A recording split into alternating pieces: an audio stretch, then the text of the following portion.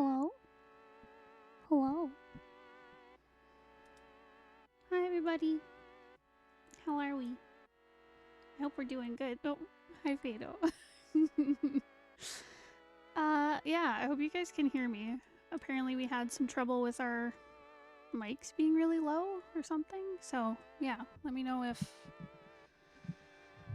the volume is okay. Hi guys, welcome to the critique stream. We are going to go me. Bones is not here. He's busy. I'm gonna go over some critiques of our lovely Patreon supporters. My goodness, everyone's here. Hi Fitz, hi Rena, hi Elfie, hello Pigment, hi Dem, hello. I can hear, yep, we're good. Oh, Rena, you're lesbian, okay. Alright, you guys with your different names across different platforms, how dare you? How could you do this to me? Okay, but good to know. The last few videos I couldn't hear you and the guy.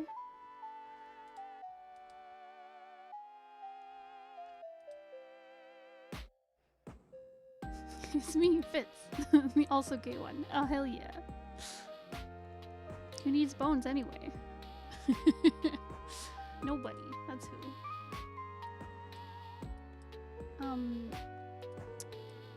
Okay. Alright. Who would like to go first? Because we have Pigment, who submitted, we have Fitz, and we have LesBean. Let me know, folks, who would like to go first, have their stuff critiqued. Reject Bones return to squid.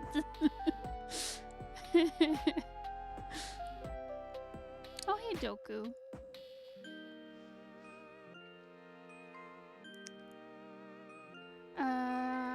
Okay, Pigment, you're at work. Okay, so we'll do yours in a bit.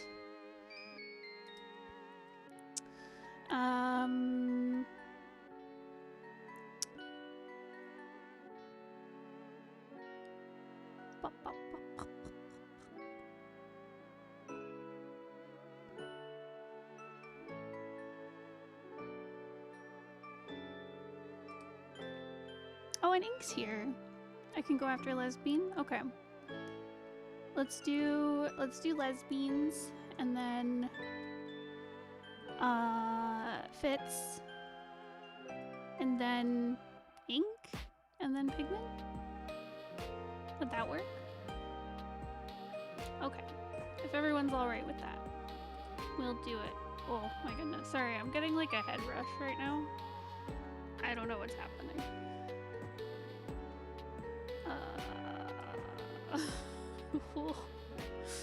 I just got like, yeah, just a head rush. I don't know. Oof. Okay. All right, let's begin.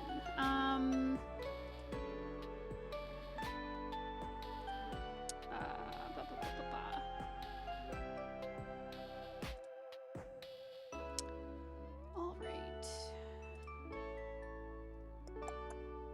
Let me just find the right submission here. Okay. Okay. All right, Bean.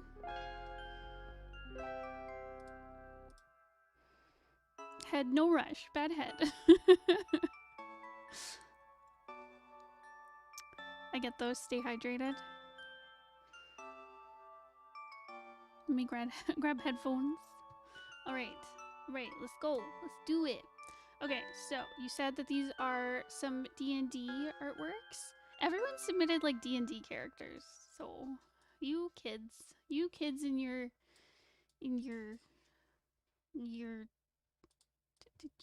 dragons. I think I sent one of you. Yeah, Bones was saying he got a DM about the sound. Is it better now? I know we've had trouble with our mics being quiet before. Mine was Pathfinder, actually. Oh, okay.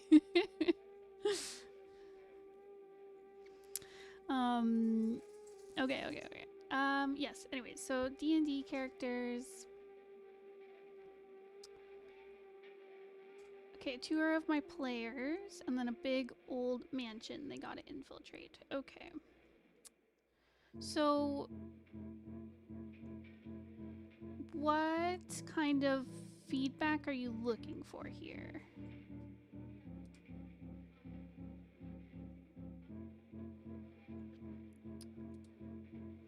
Are you wanting, like, feedback on the design or the artwork?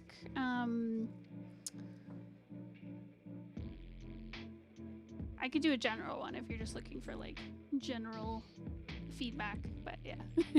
It's just helpful to know kind of what you'd like feedback on.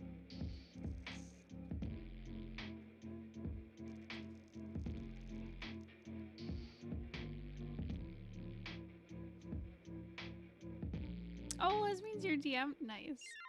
Pigment is one of these your characters? The things I'm working on are poses and rendering? Okay. Hi, Fantastic Studios.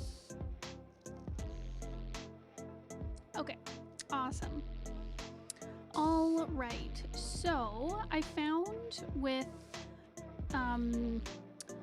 these, I think you are doing some interesting posing with your characters. I like how you're using a lot of like overlap and foreshortening. Instead of having the characters just like standing straight, like you're using like emotion and more dynamic like posing, I guess. Like there's diagonals in like how the shoulders are held, and then cross diagonals with like the arms and stuff. It just creates like nice dynamicness. So that's great. I think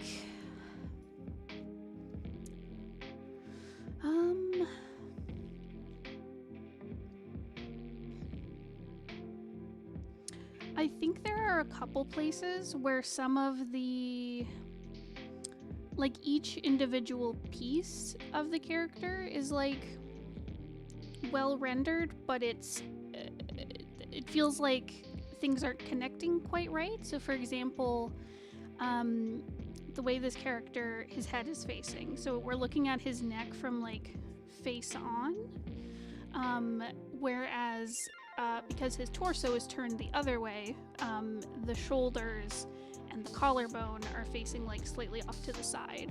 So it's creating, like, I just don't think the neck and then the shoulders are quite connected right.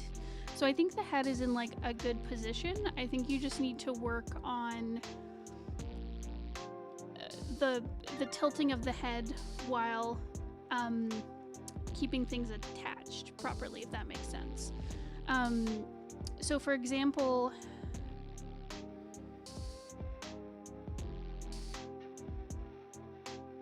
I'm trying to think of what exactly is off here. It feels like there's too much tissue going on, like above the collarbone, or maybe there's not quite enough like below the collarbone.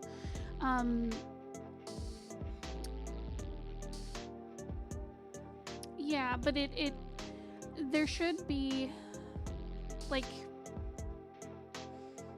there should be like a line down the center of the neck that like turns. It should be stuck to the center of the chest, and then the line from the center of the chest to the chin turns with the head, if that makes sense. If that kind of helps you visualize how to connect it. And then the muscles kind of connecting the neck to the shoulder. It feels like you've added a bit more movement than there actually is to them. So for example, like this muscle here, where it's connecting his shoulder to his neck, I feel like it wouldn't be curving downward so much. It would be bunching up because he's pulling his shoulder forward. The muscles here would bunch. And the ones back here that are being pulled away from the neck, they might hollow or like stretch, if that makes sense. So yeah, so I think that would help you with just connecting those things. But like I said, like the head is in a good position. It's well rendered. The perspective on like his shoulder and his arm is great. And same with like the rendering on the chest and the shoulder near the back and stuff.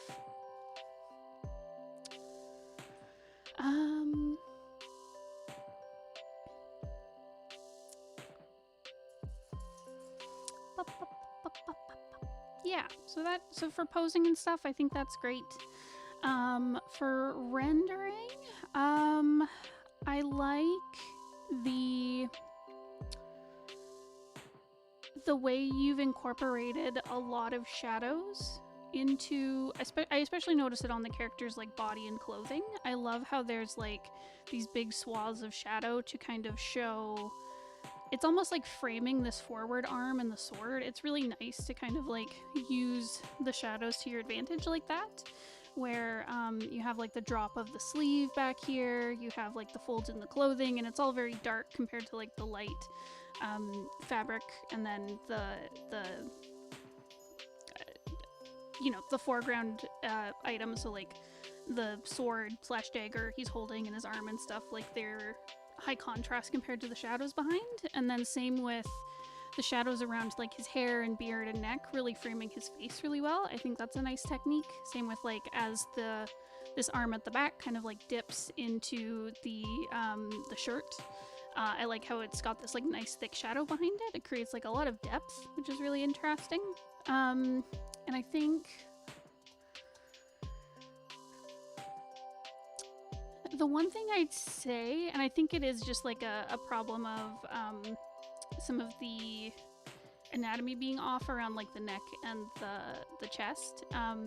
It feels like there's a little bit too much shadow under the chin. Like there's definitely a lot of shadow there because it's so like our chins stick out so much from our face that it creates like a big shadow underneath our face, if that makes sense. So it's typical to render a lot of shadow there, and it also helps like highlight the face, which is great for portraiture. But I think there's like a little bit too much shadow here, and I think it would help kind of bring out like the strong line of the shoulder if you added in more highlights here, and it didn't quite blend in so well with his hair back here. It also helps with his beard. So like I like how his beard is like a little bit darker compared to like the rest of his hair, because that it's often that like facial hair can be different colors than like the hair on top of your head and stuff. I would bring in some more highlights though. Again, I think just because it's so dark, it's really blending in with like your line work and shadow work here. So bringing in, even if it's just like a few highlights to kind of show like the bottom of the chin a little bit, I think that'll help kind of make it stand out. But yeah, I really like the use of like a little bit of like soft color to the skin. It creates like a really nice texture to the skin, I guess, where like the coloring on the clothing is a lot more flat, whereas like I like how you have a little bit of like red on the shoulders and on the elbow and the fingers and like on the nose and cheeks and stuff. It just creates like a little bit of like color and liveliness to his skin, which is great. I love the use of coloring in some of your lines. That's one I just personally really like. I feel like it creates a lot of depth and really helps bring the color, bring in the line work with the artwork, especially for something that's more like painterly. So yeah, that's really great. Yeah, great work with shadow, with really rendering those shapes out.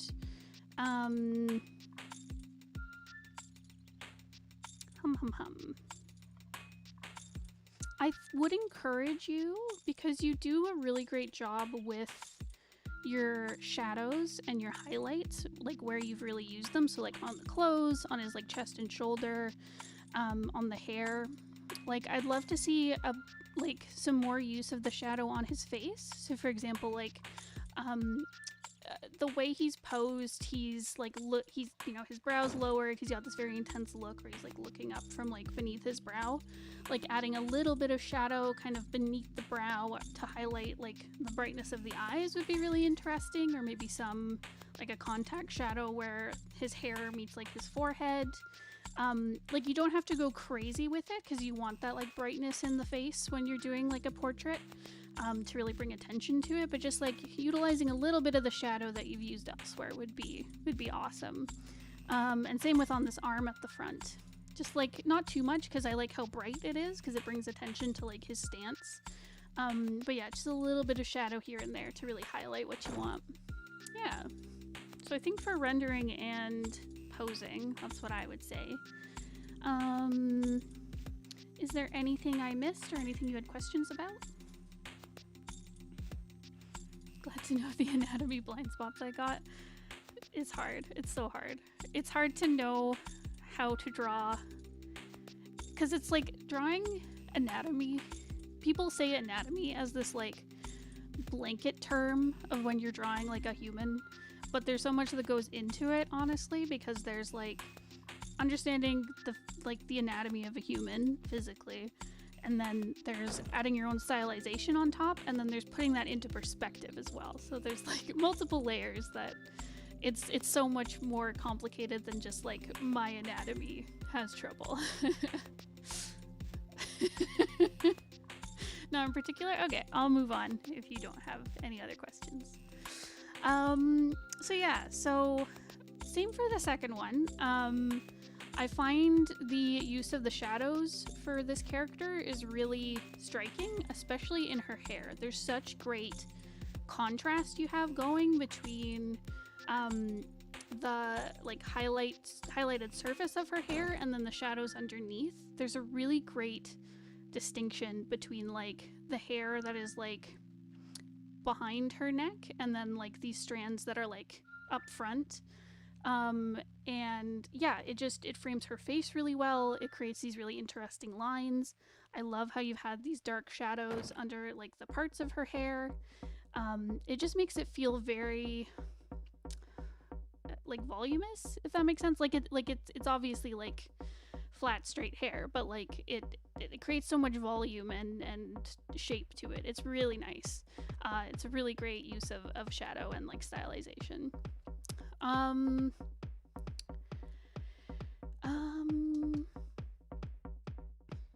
Yeah, so I think here, so what I was complaining about in the last one with the shoulder neck not connecting, I think you've done a good job here.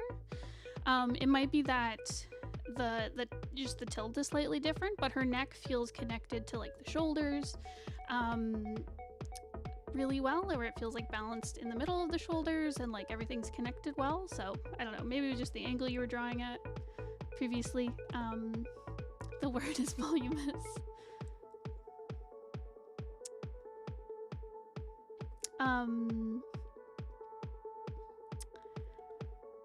Yeah, but anyways, this is connected really well.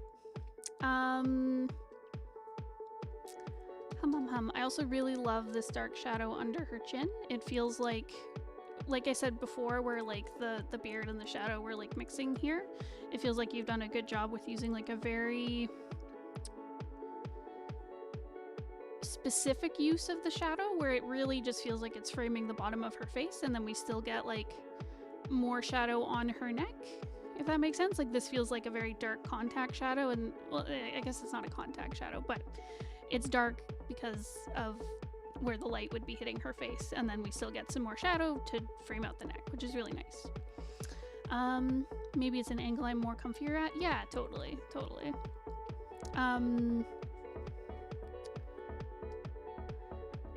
I wonder if it's because here you'd be framing the body behind the head because he's kind of leaned forward, whereas because she's leaned back, it's easier to frame, like the head is more detached from the body. I'm not sure if I'm making any sense, but sometimes having things overlap can be harder to figure out than when, you know, something's more visible and leaned back, if that makes sense. Anyways, Once again, great work with the shadow on the clothing. I love the details of the folds where you can really feel like the ripples in the dress. Again, it feels like there's like volume to everything, which is awesome.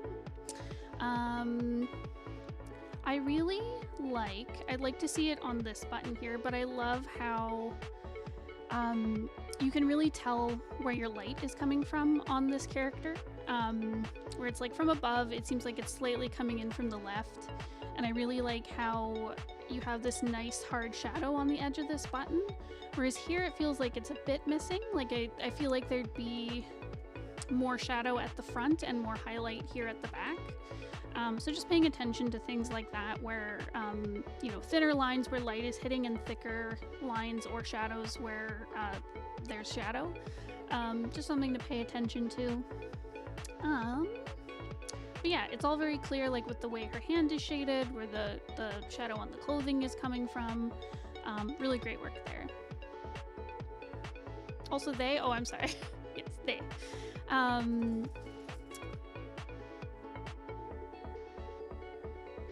Oh, they're not buttons, they're mushrooms. Oh, that's cute. Okay, well, I think the same principle follows where, yeah, there'd probably be more highlight at the top here and then more where the shadow is.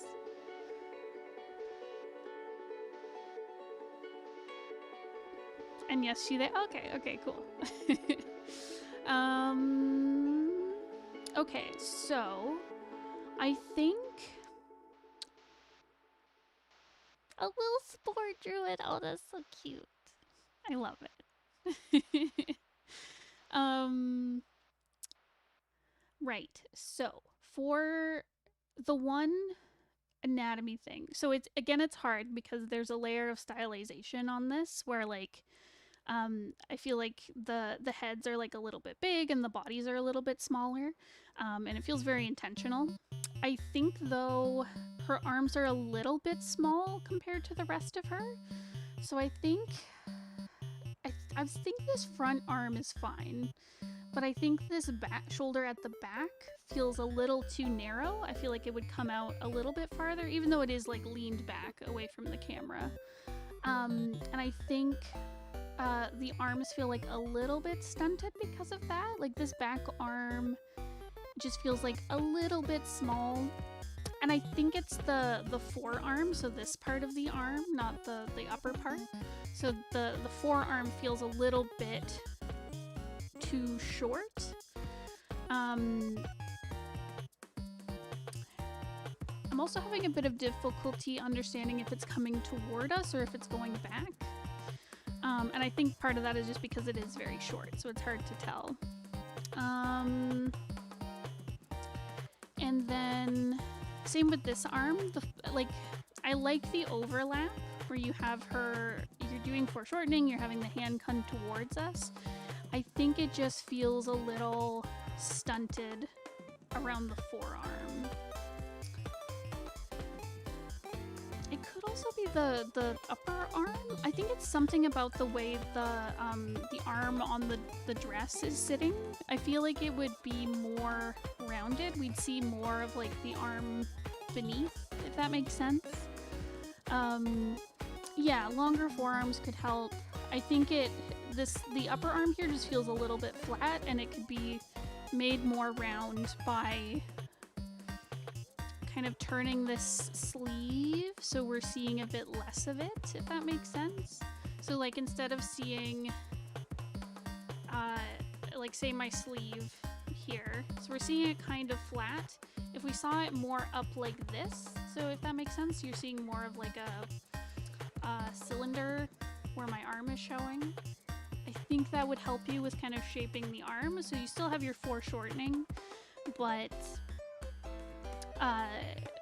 and like I still like the overlap of the arm and her pointing, but yeah, but you show a bit more of the form.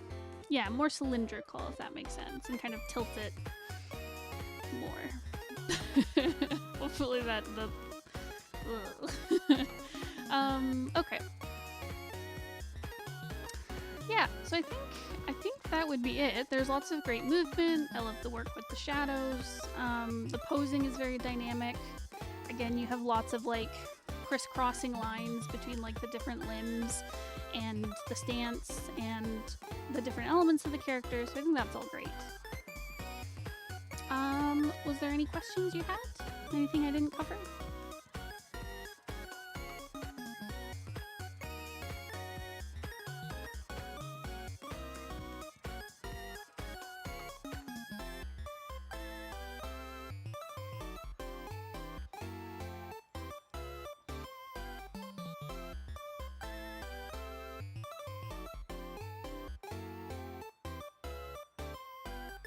I hope this is a sign of improvement. Definitely. I find every time people submit, it's always getting better. Just because you guys keep consistently working at it and like, yeah, it's awesome. Mostly good to go. Awesome. All right. So this is a mansion. Okay.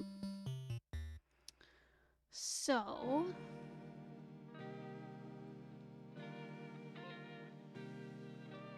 Alright, is there anything in particular with this that you want me to cover? I'm not as happy with because I'm more novice at backgrounds. Okay. Yeah, is there something in particular you wanted me to cover? Like perspective or like background design? Yeah. Rendering, I don't know. Whatever you think would be most helpful.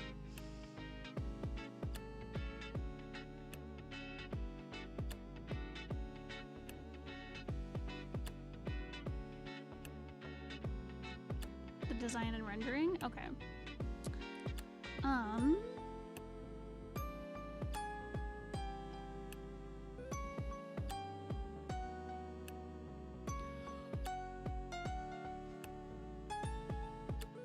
Okay, so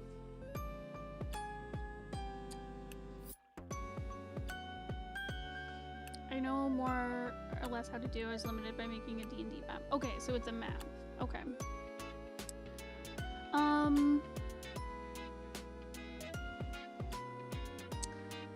Okay, yeah, so...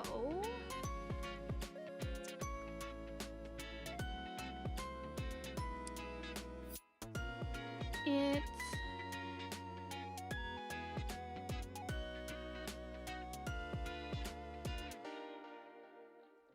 Sorry, just getting my thoughts in order here. Okay, so,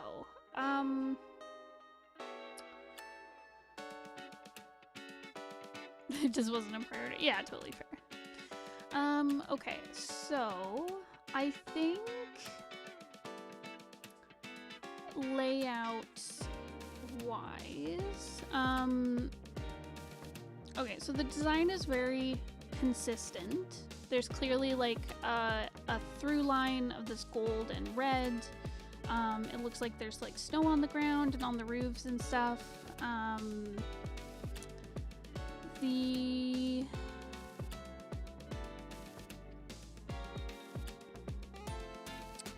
I think it's also very clear what a lot of the materials are, which is great. Like I like the subtle detailing of like the brick on the walls and the front of the mansion, and on like this like courtyard circle here. I think that's really nice. Where it's not overpowering, it blends really well and just shows what the materials are.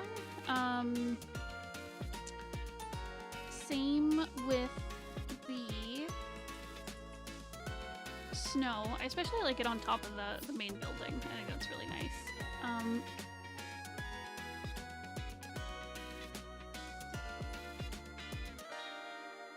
Oh, buddy. Poor Beetle.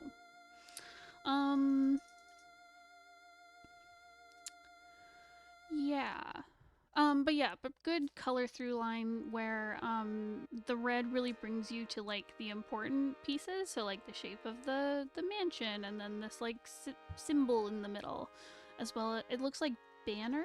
It's a little hard to tell because it is like a bit sketchy, but like, are these like banners hanging from windows? Tried to consider where it would fall on an actual roof. It's good. It looks really nice. I like how it's been like cleared from the stone as well. It's banners. Okay. I'm not really sure what this red is at the sides. Is it like, I'm not sure if it's leaves or if it's maybe like stylized grass.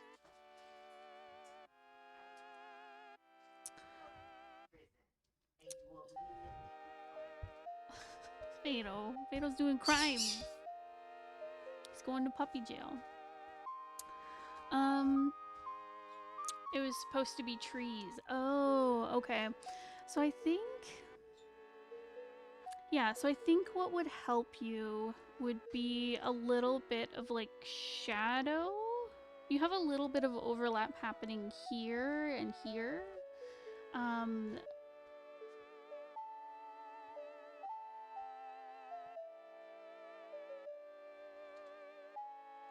I think part of the problem is the purple that you're using for the sky, you're also using as like shadow on the ground and in the trees.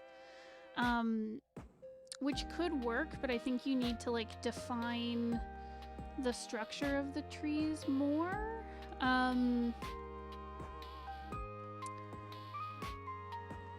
It helps to... So for something to be in the foreground, so like our background, our bottom layer would be like the stone of the courtyard, and on the ground,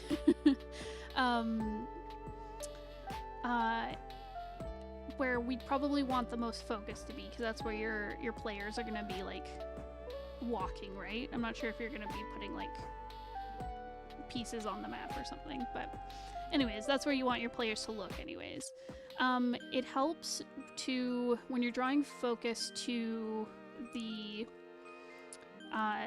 main stage, it helps to, for something that's in the foreground that maybe isn't super important, it's just used to add depth, to make it darker, if that makes sense. So for these trees, I'd recommend like keeping that red to show the leaves and stuff, and keeping the snow obviously, but maybe making them like a little bit darker. Yeah, adding some outline could help, using some darker shadows just so they really stand out but don't distract from like the light, the highlights that you're focusing on. So like, I really like the highlight of the yellow glow of like the lighting, and like the gold of the pattern on the courtyard, and the warm reds and stuff in the courtyard. Like, keep those as your highlights, and then use darker versions of all that on the trees in the foreground, so that they're not stealing attention, if that makes sense. And then it's also like easier to see what they are.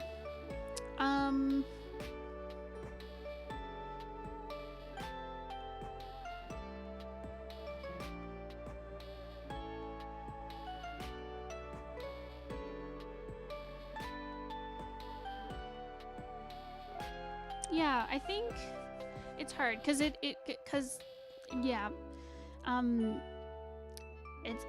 like, it's a different use case than if like this was the background of like a comic, or like if this were a background for a comic or something. Like, I'd love to see the details of like where the ground meets the front of this. Like, is this like, you could put in bushes, like a garden maybe surrounding this courtyard. Is it more stone?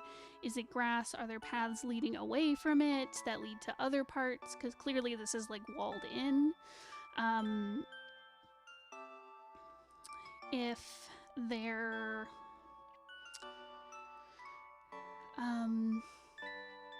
yeah, and I think compositionally I'd recommend having a little space at the top and the bottom.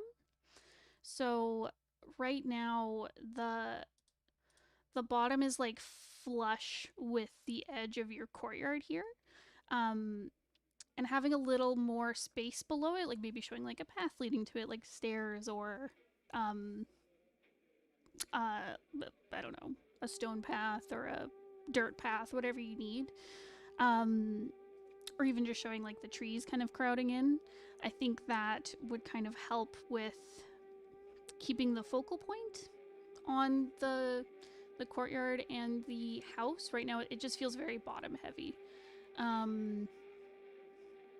If that makes sense. If I were to flesh it out from a sketch, what might I do?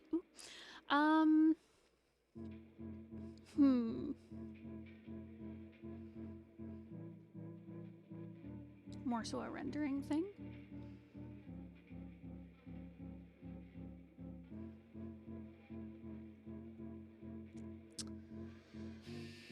So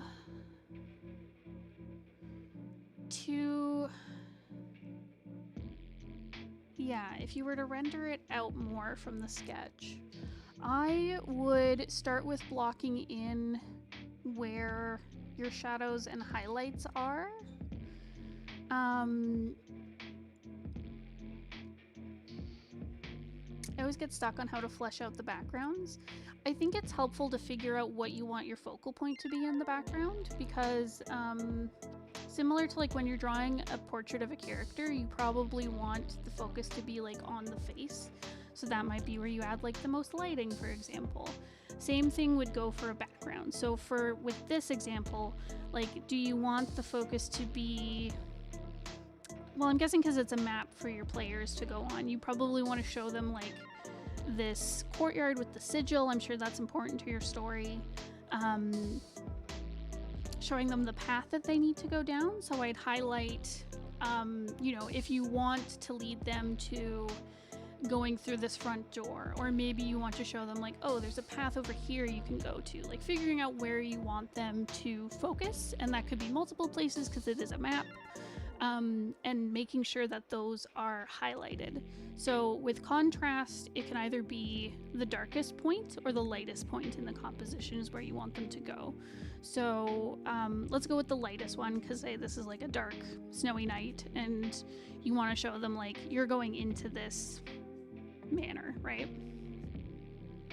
I did try to direct them to a window. Yeah, so like go to a window and sneak in or something, right? So I would put the most light around there and kind of add like the direction of your light and the shadows to kind of lead them there, if that makes sense. So you do have a lot of kind of ambient glow going on with the windows. I would make it more direct. So instead of, I would tone down like this, the light here at the front. And like you'd still want to have lighting, so there's lighting coming from the manor and it's casting out on this courtyard. So as it goes back, it would probably get darker as you lead to the end of the trees. But yeah, I would lower this glow and then bring the focus to like the windows you want them to sneak into, if that makes sense. Pick the most important details, the focal point, and really flesh that out, and everything else can be like less detailed, more shadowed, if that makes sense.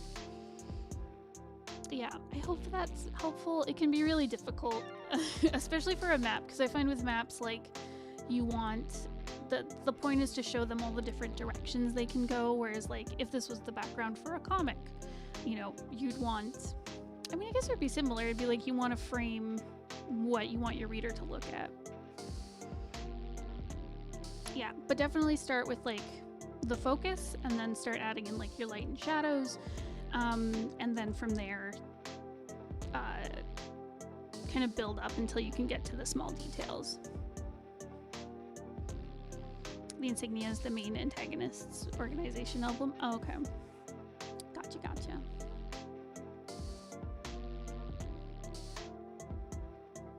I want them to recognize it in case they see it later. Yeah, that's a good idea. So yeah, it's like, remember this. Nice. I like it. Awesome. Was there any other questions? I hope this was helpful.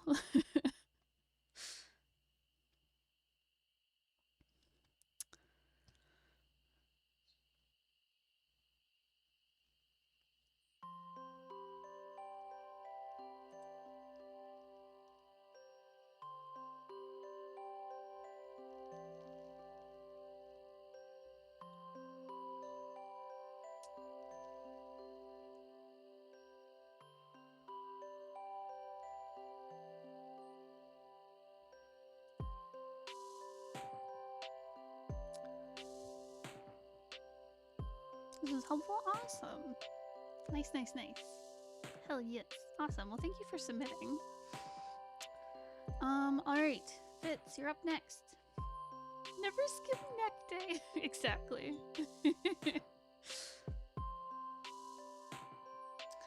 Alright. So you said first you have a design for a character for Pathfinder. His name is Valerian. He's a vampire and paranormal investigator. General feedback is good. Okay. Awesome. So yeah, Fitz, let me know if you have anything specific you want me to go over, but I can do like a general like character design feedback thingy. All right. So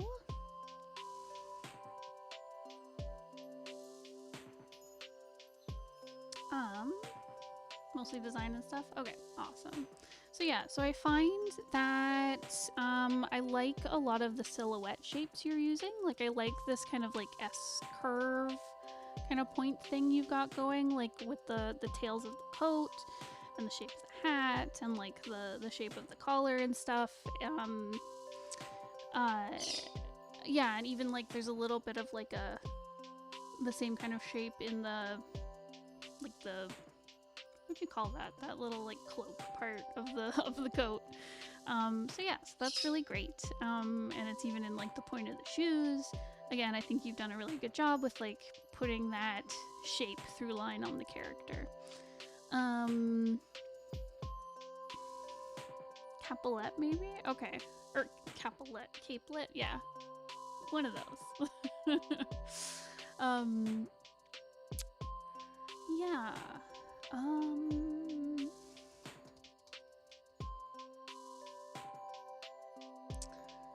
I think there's a couple.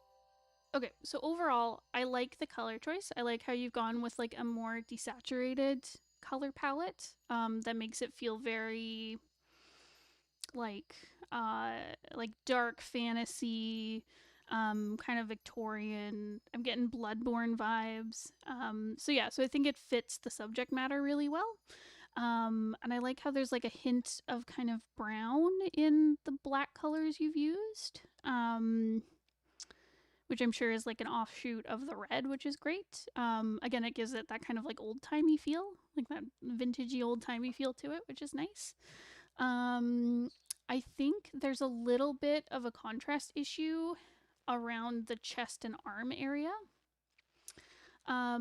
Overall, I think the contrast is great. There's great contrast between like the color of his skin and then like the dark outfit and the dark hair. I love the cuts of red like on the inside of the cape and under the hat.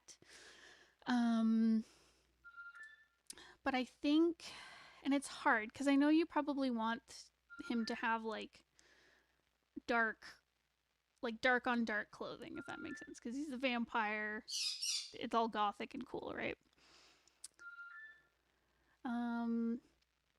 It might have been remedied by shading. I've yet to do so. That's true. If you add in highlights and stuff, that can really help with it. But it's just something to keep in mind that if you have overlap going on, so for example, if you had him in a pose where, say, like he's pointing forward and his like arm and hand would be over his chest, it might be hard to see what's going on. And the thing is, like, I don't think it needs to be like lightened up a whole lot. I think it just needs to be like lightened up like 1 or 2 ticks. So like with the hair, maybe 1 or 2 ticks, and then same with like the undershirt and the pants, just like a smidgen. I don't think it's super far off.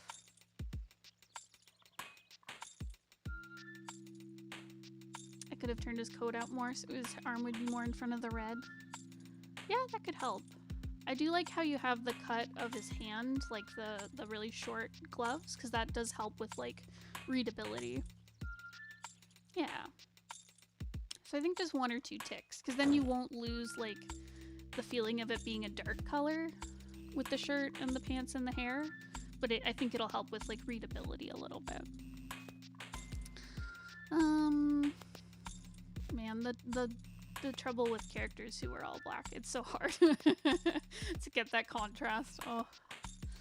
But yeah, otherwise really great like shape work. I love the design. I love the vibes.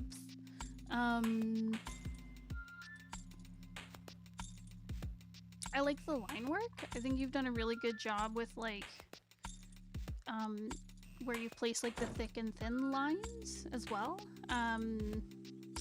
Everything's very like crisp and clear. Like I really like how you've used these like thick lines. It's very noticeable because of the red background of the inside of the coat against the legs, but I really like how you've used these like thick lines that kind of narrow out where they come to points. That just creates like a really nice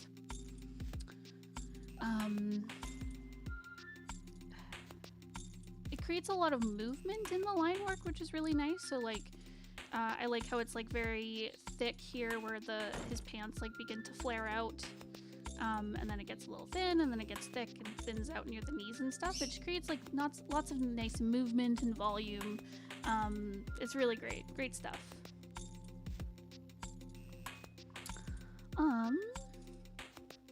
Yeah, it's also very noticeable with like around the waist, like where this kind of seam is between like the waist, not the waist, but I guess it'd be the waist, like the top part of his pants versus when it turns into like the legs of the pants. Like I like how you have the lines even disconnect a little to show that like it is like a very thin seam, and you kind of imply like a little bit of more fold and shadow here. So that's really nice. That's really good work.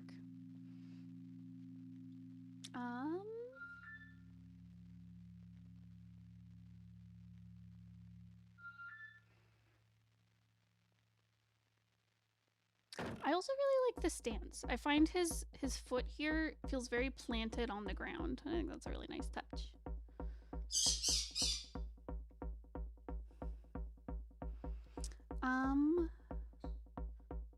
Were there any questions or anything you're like struggling with that you wanted feedback on for this one?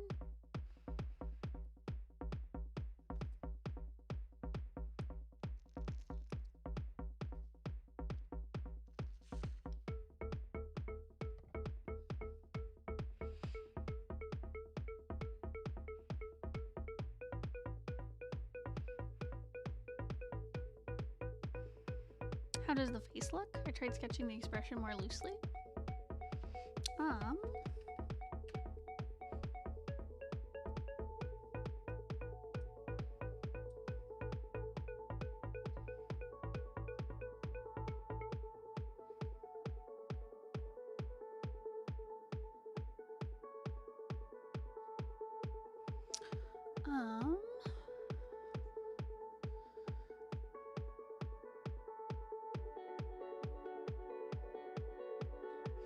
I like the kind of tilt of like his eyebrows and his mouth. It feels very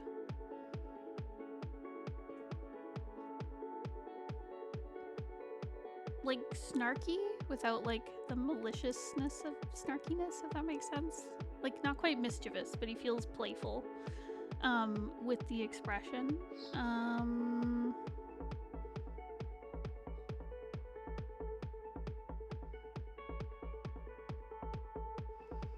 I'd like to know, it looks like with the line art. I sketched it from farther zoomed out than usual. Okay. I think you did a good job because line work wise it fits really well with everything else. I like how you've continued using like thinner lines for things that don't need as much shadow, so like parts of the nose, whereas like under the bridge of the nose is like a little bit thicker to imply like more shape.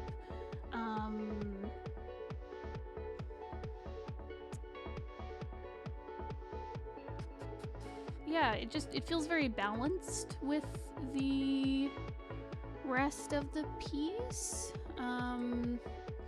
Because like it feels like the point of this image is like the general character design, so I like how you've used like thinner lines for the face so that it's not like super overpowering, if that makes sense. I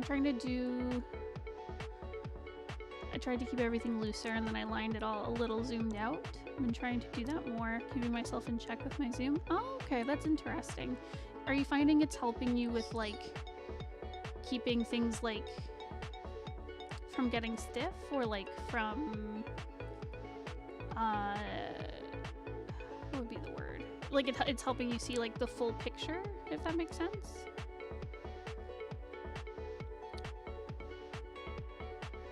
Yeah, because I am finding like your lines feel very, they do feel very, like they're neatly done. Like it's not like they're messy, but they do feel very, they do feel loose, if that makes sense. Hi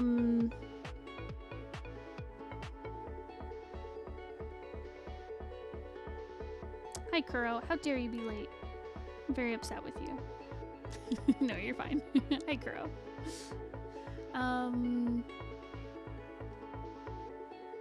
But yeah, I think the zoom thing you're doing is helping with kind of overall cohesion.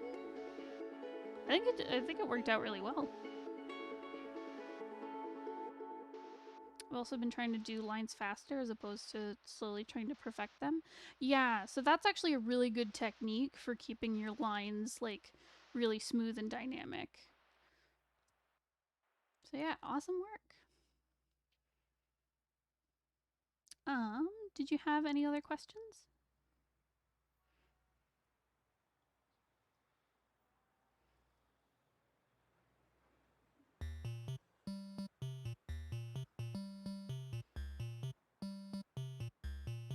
No more questions for this one? Awesome. Alright, so the next one was fan art for the new Pokemon game. The left is a reference. More general feedback would be good. Like, how does the face look? I struggle with the profile views, so I used a couple references for the general shapes. Okay.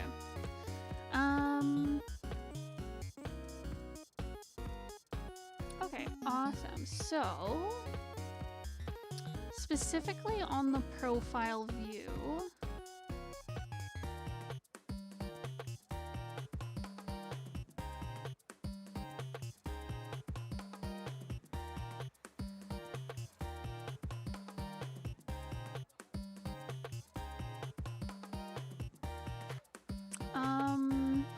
okay, so I think the general shape of everything is great. I think you've done good with like the placement of like the skull and the jaw and how it attaches to the neck and everything. That all works really well. I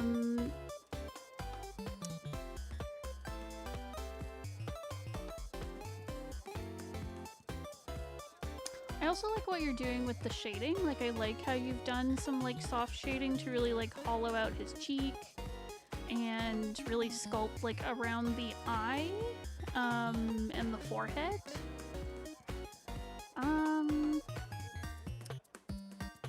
Yeah, I think you've done, what I really like about it is I really like these kind of subtle transitions like between the different like planes of the face. Like I like how you've really like sculpted out the kind of like the bags under the eyes and like because he's got very like sunken eyes just based on like the shading and line work that they've used. So I think you've captured that really well. I like the subtle transition of like the plane of like the nose and the cheekbone, and I like how it transitions to like the hollow cheek, and then we get like the shape of the jaw back. So that's really nice. And I like the subtle shading on the nose to really like shape it out as well. I think one issue you might be running into, I'm finding the jaw possibly needs more space.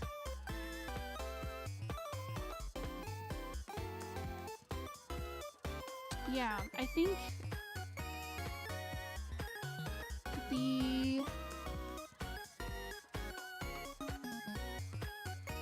just the chin and the jaw feel like a little bit squished. So I think the like, if you looked at it like the outline, of what you had. So like looking at like the skull and the ear and the jaw and nose and everything, like I think what's throwing it off is like the eye is very low down and the nose is very big. And like you obviously can have characters that have large noses and like it can still work.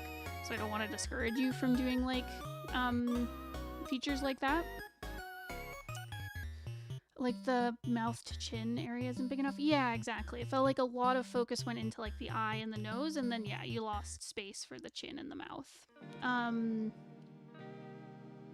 Yeah, it feels like this area, so like the eye and nose area got like blown up a little bit, like they got zoomed in on quite a bit, and I think if they were like shrunk down, I think it would help really balance things out, and then you could place the mouth like where you need to.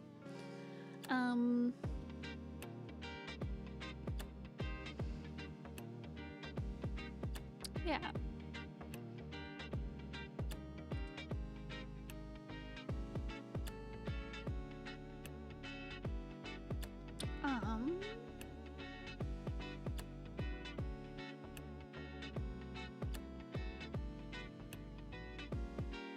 But yeah, like I said, I think the overall shape is really good. You've got a good sense of like how to render things out and like make them shapely. I think, yeah, it's just an issue with like certain features were made bigger than they need to be.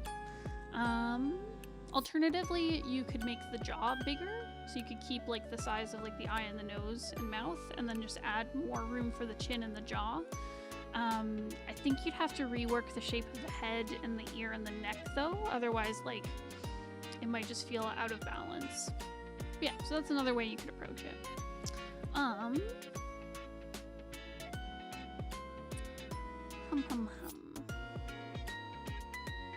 Where do you submit OC designs for this stream? So we, all our submissions are from our Patreon supporters. So if you are interested, we can't do anything for this month because we do everything like a month in advance.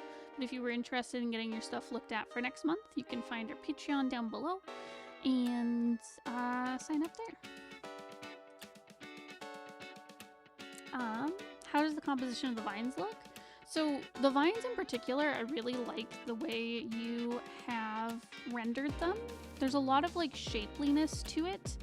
I like how like it really feels like you applied like a really nice lighting system to them, if that makes sense. Like I like how you have these like subtle gradients to show kind of like the cylindrical nature, but they're also more angular as well. So I like how you have these like dark kind of tight shadows where you see like the edges and really highlight just like how angular things are. Same with like the thorns, like they feel very sharp where you have these like really dark shadows kind of highlighting the pointiness, and then it's just matched really well with these like sharp highlights and stuff. So I think shading wise you did a really great job on the vines and thorns.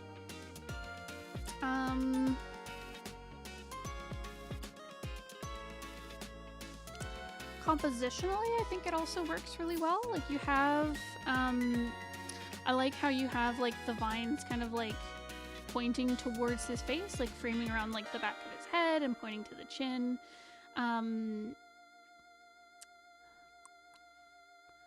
It also creates like some nice visual interest to like surround the bottom of the bust with them as well.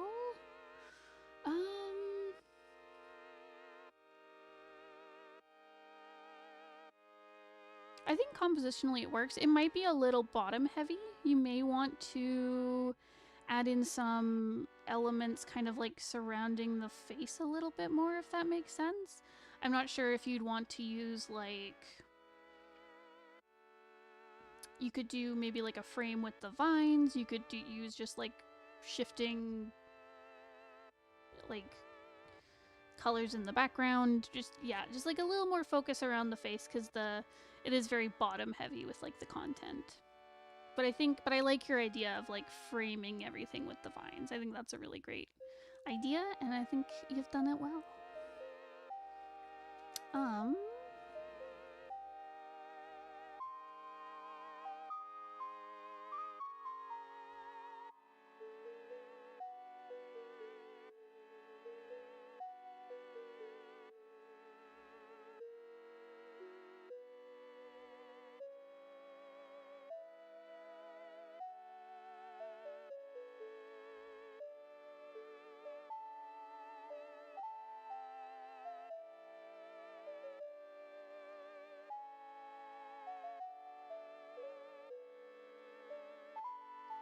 Um, I think the only thing I would say is be careful with some of the line stuff happening on the pieces of yellow. So like I understand some of the lines here on the pocket piece that he has, because he has lines there. But I think you're losing some of the color here. And it's becoming a little muddy. So just be careful of like keeping... it's hard, because in his design, like the little triangles and like the thorn motif on his shirt like stands out a lot. It's got like the most contrast, and I understand wanting to tone it down for this because I feel like you wanted the focus to be on the face, but I think you're losing a little bit of the color just from the lines on top. Yeah, but otherwise I think this looks great. Did you have any other questions on it?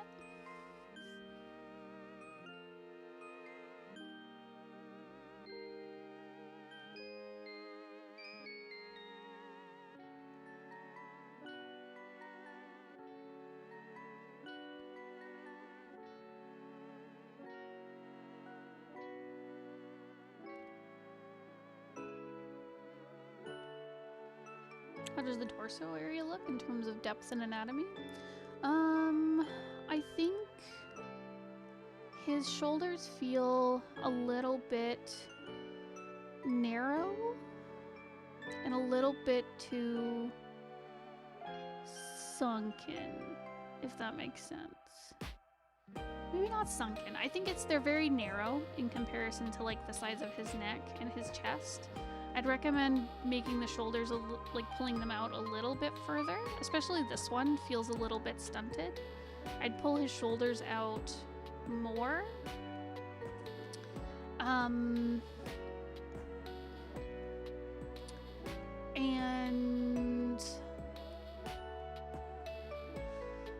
yeah, I think they need to be broader, and I think you've got the right idea with having one shoulder higher than the other, because that does add like the dynamicness to it.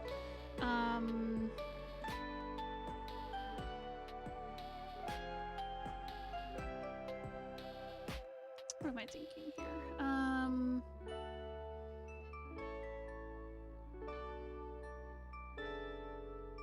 Yeah, but I think there just needs to be like an equal amount of shoulder on both sides, because we are looking front on. So yeah, so I think we've lost, I think a little bit of the structure is lost, so bringing out the shoulders more, I think that'll help with like the shape of the chest. The arms feel like a little bit thin, just because I think you ran out of space trying to fit the chest in. So yeah, I think that's the only thing I'd really say, because I think you followed, because he's got like a bit of a I'm not really sure what you call it, like a texture on his shirt where some bits are like lighter and darker. So I think you did a good job with like modeling that well, while also keeping like the shadow of everything. Yeah. The higher shoulder is definitely a little smaller. Yeah, exactly. So I think just like broadening the shoulders, evening them out, I think that'll really help you. Yeah. It might also help with the problem of like the bottom being like very heavy, because that's like where the most, like the bulk of the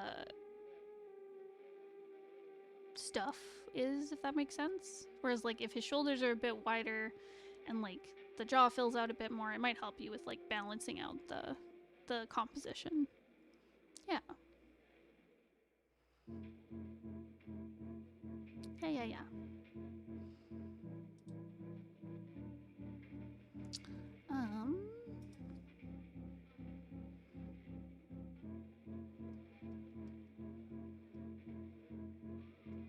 Is there anything else?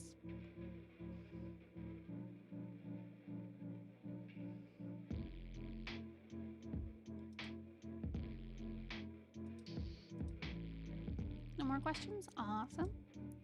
All right, so for your last one, so it's your VTuber character as a Pokemon trainer in a Pokemon adjacent style. Okay.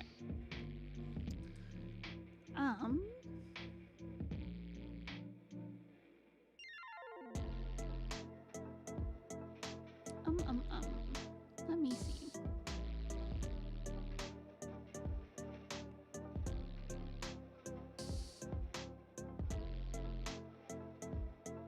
So, I think you've done a good job with the contrast of like the shadows and the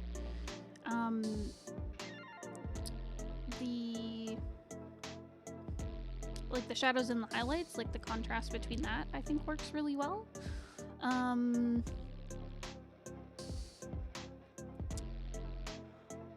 I see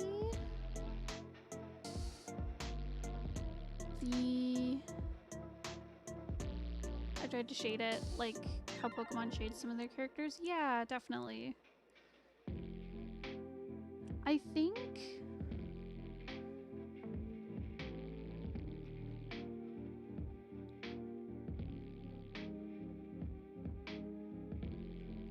yeah, so I think you captured, because they do kind of do like a soft kind of like two-tone thing going on with their shading, where yeah, I think you really captured it on this Pokemon that I don't know the name of because I'm a fake Pokemon fan. Where yeah, they have this kind of two-tone thing to transition from like a shadow to a lighter area, and same with the highlights. So I think you did that really well. Like on the character and on the Pokemon. Altaria, okay, thank you. Yeah, so I think you did a really good job with like that. With capturing that like transition between like the shadow and the light. I think that's really nice. I think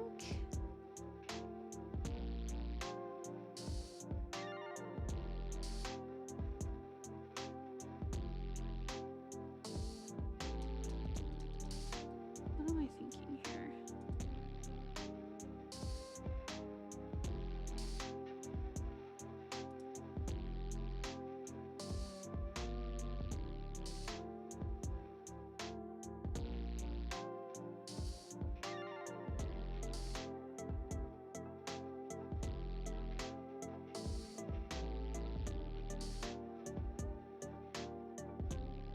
Yeah, I think what I'm noticing is that like the character in comparison to Altaria feels like more rendered, if that makes sense. Like it feels like very different lighting between the two. I reference mostly the main character from the new games and the rival character.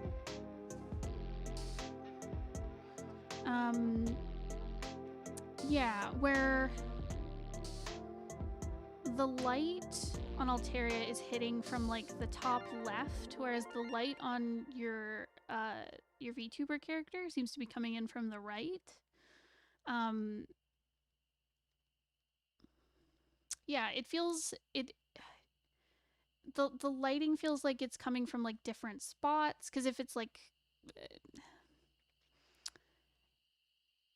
it's difficult because I know it's like a you know, like a pinup picture where like the lighting doesn't have to be like super consistent, but like even if it's like a spotlight or something, or just kind of like general atmospheric light, yeah, I think it would help you to just have them like in the same lighting to help kind of like make them feel cohesive.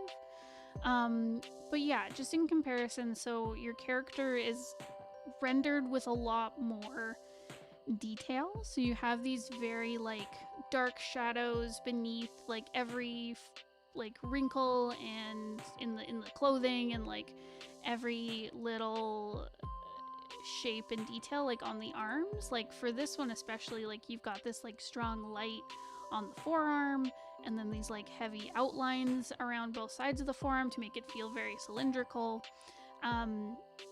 Whereas like on Alteria, you've got a lot more of like a soft shading to show like this cylindricalness of the like the neck. And that isn't to say like you can't have like the character be more angular and then Alteria be more like round. But yeah, but it's just something to keep in mind.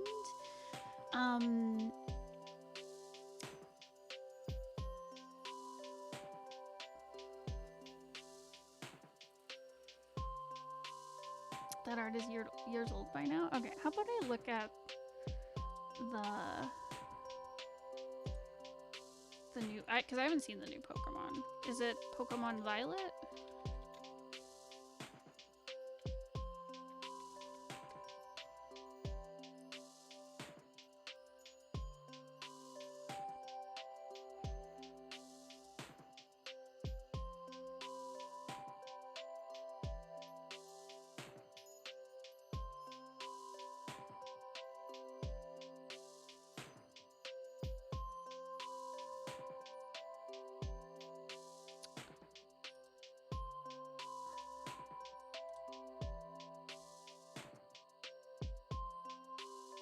Are these the characters? Is that the right art?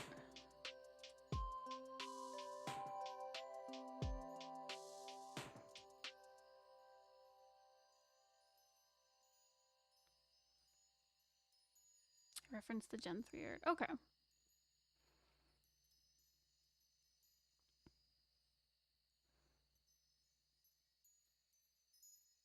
Reference the main character Nimona. Okay.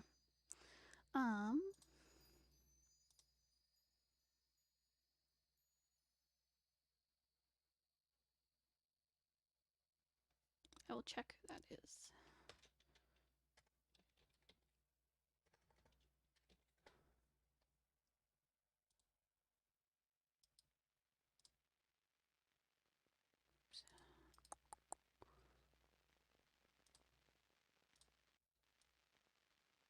Is that the character?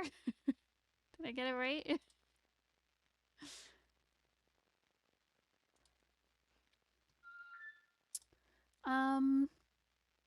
Okay. Yep, okay, awesome. So yeah, so I think what I'm getting at is like there is definitely like stronger shadows on these characters. Like I said, like you did a good job with like the transition between like the shadow and the light. But I think what I'm trying to get at is like their shading is a lot more sparse than what you've done in this one, where yeah, I think that's what I'm getting at, where I think there's just a mismatch between the Pokemon and your character, just because like your character is like heavily shaded, whereas like the Pokemon is a lot more like I want to say brief with the shadow, but like less sparse with the shadow, if that makes sense. So yeah, so your shading isn't a bad thing, I should say. I think there's just a mismatch between the Pokemon and your character. But yeah, but I can definitely get the design choices based on the like this character's like uniform and stuff. So I think that matches really well. And I think the colors really work. I really like your contrast with the orange of your character versus the blue of Alteria. Creates like some nice contrast there. I really like the shading on the hair. I like how glossy it feels, and I like how you're using the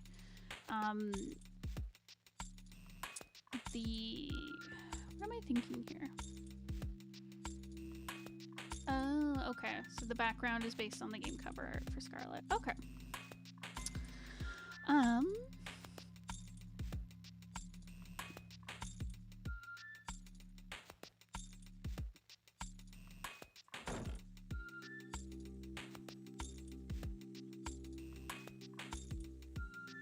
There is one thing I'm noticing. So anyways, so yeah, I like the way it's rendered. I like the color choices.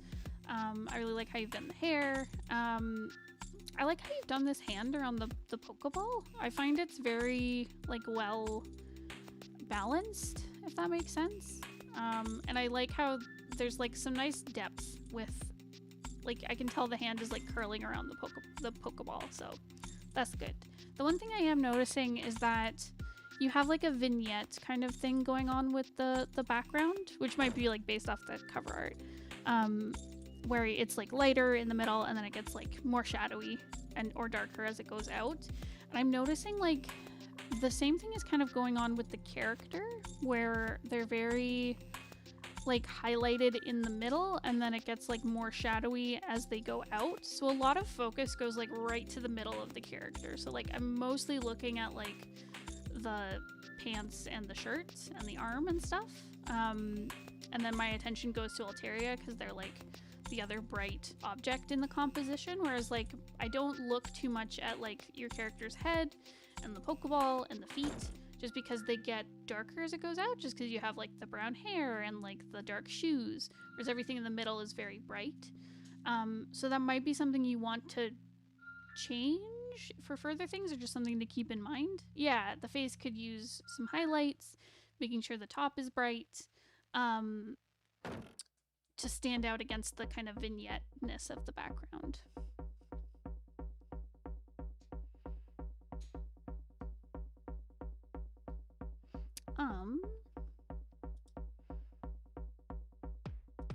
I really like the expression on the character too. It's very cute and playful.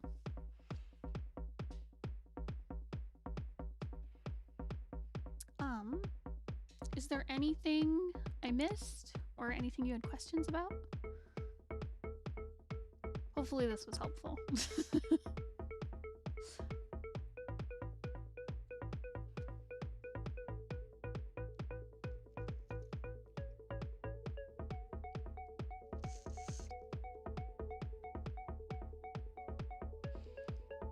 I think that's good. Awesome. Well, thank you for submitting.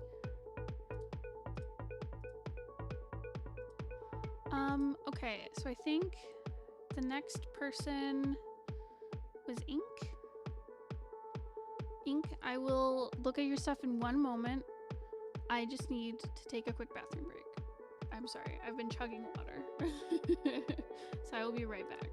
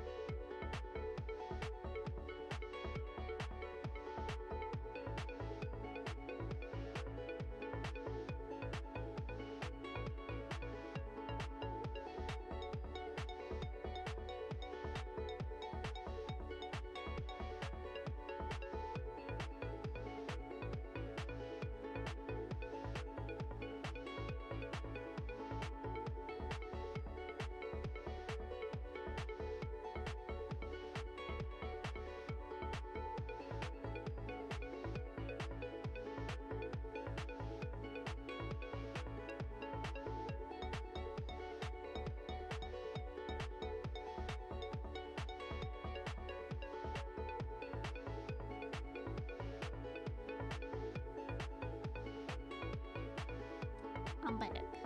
Okay. Lear is a jerk who literally steals bread. Worst cat. He's the best cat. He's really sweet. He's very snuggly, but he steals bread. So, alright. Ink. Would you like to go next? Because we have Ink, Pigment, and Kuroe left, and I know Pigment was waiting because they were waiting for a break at work. So,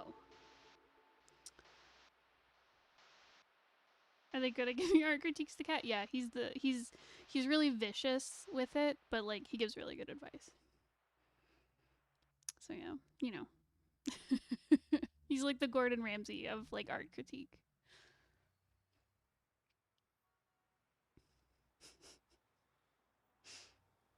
My favorite joke that Bones does is sometimes in the middle of the night, because furniture will be moved. I will come downstairs and the furniture will be rearranged. And Bones always goes, "It was the cats." It's my favorite joke. That the cats just in the night are rearranging our furniture. So, they just love to do it.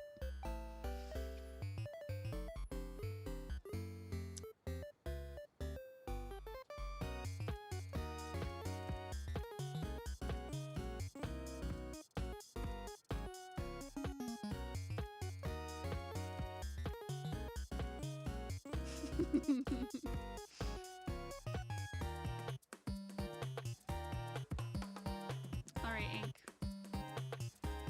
I'm coming at you.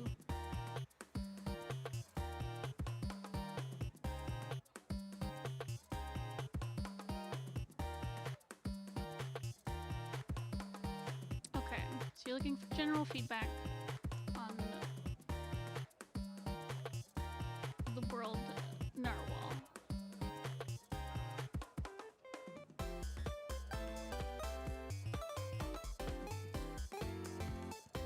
Okay.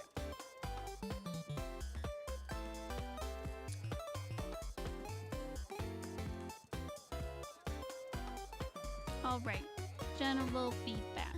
Yeah, so I remember seeing the previous illustration of this. So first off, I think you've done a really good job with showing scale here and showing the different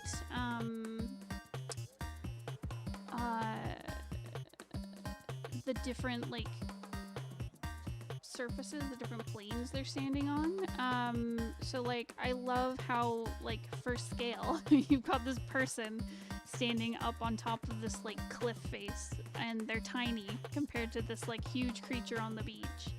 And I like how you can see like little crabs scuttling around and like little seashells and stuff, and it's really great at just showing like the the person on the bird as well. But I really like how you're just showing like the scale of what is going on here. Which is awesome. Yeah, and I think you're doing a very good job of using the color of the kaiju to direct kind of the focus. So I like how you're using more kind of like neutral colors, like desaturated neutral colors for like the background, so like the beach and those like coral formations at the side there, like along here, and for the water and the cliffside and all the like human characters. Well, I don't know if they're human, but the people characters.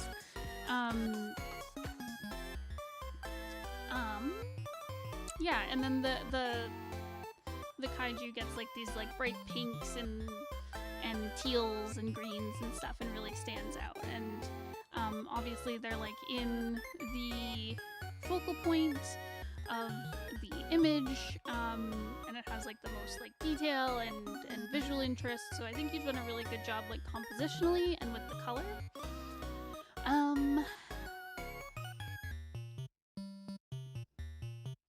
I did find because I honestly didn't notice it until Kuroe pointed it out, the people on the birds on the kaiju, I think just because they are so like neutral and desaturated, they very much blend in with the background, especially this one here, who's like all browns and desaturated, and they like really blend in with the beach behind them.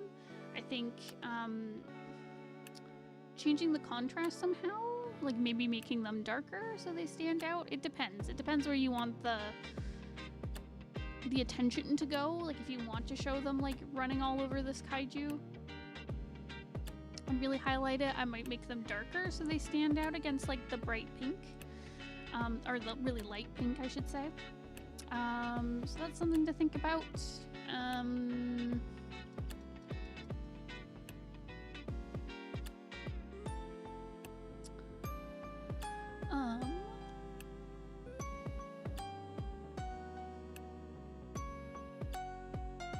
I think there's a couple small things that you might also want to change.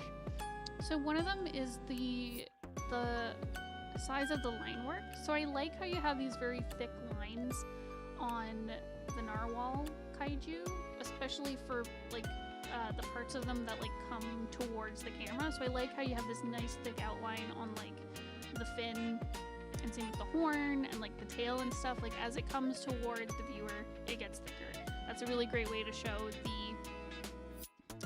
the size. It's a great way to show perspective. But I do find that the rules need to apply to like the background as well. So I'd recommend using like thicker lines on this cliff face that's in front of the kaiju. Same with this character. It's a hard balance because you don't want the attention to go to these characters, but I think your color will really help keep the focus on the kaiju. So yeah, so I'd recommend using thicker lines up here. The only other thing is the sea. So I love the rendering on it. I think it's nice and like gestural. It shows like it's got these very like stormy vibes. The colors work really well with the rest of the composition. I do find where it kind of disappears into the horizon and the clouds is a little bit blurry. Whereas like if you look at the ocean, it gets like there's definitely a point where it can feel like it just merges with the sky depending on like what the atmosphere is like, but it really condenses to like a sharp line, if that makes sense, just because like perspective wise it's getting narrower, everything's like looking more compact and closer together as it gets far away. So I think you just need that like defining line between the sea and the sky. And then you can keep like this kind of blurriness for the clouds and the storm, but yeah, I think you just need that separation between the sea and the sky. Even if it's just a line, like a line of some like dark blue or purple or something.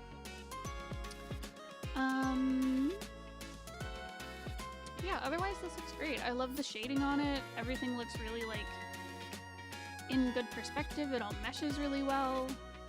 Yeah, I love the color of like the kelp and all the different elements on the kaiju because there's a lot going on, but it all blends really well together. I think you did a very good job with this. It's a really nice illustration. Ink, do you have any questions? Is there anything I didn't cover? For the ocean, I drew it fully and blurred it to add the empty space since there's a lot of detail about. I agree it looks a bit funky. See, I don't mind like having some blurring on the water. I think it's just like the horizon that just needs it. Yeah. Yeah.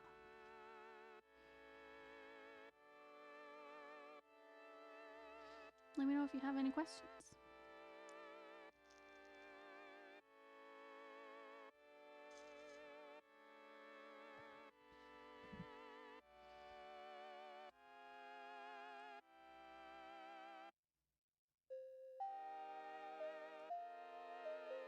That covers the narwhal. Awesome.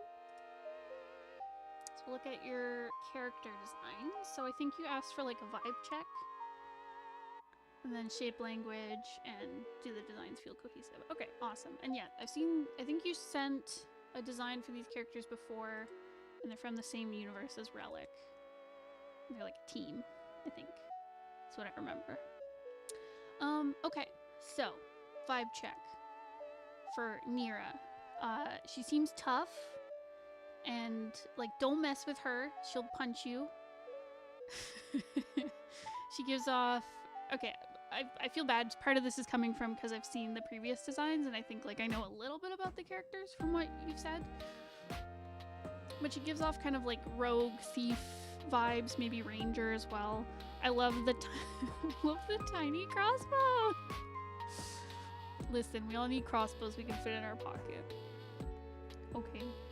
But they'd have little like plunger ends, not like sharp ends. You just go boonk. Anyways, yeah. So that's the vibe check. He seems tough, no nonsense. Team leader. That's the vibe I get. For Abo, he gives off soft boy vibes. Like, he feels like he'd be... He seems like the bumbling, kind of sweet, like well-meaning, nice guy. Maybe some comic relief. But yeah, but he seems overall like very sweet. Maybe like tells, like, you know, like funny and kind. Things sometimes go over his head. That's like the vibe I get from Abo. So, and for what he does,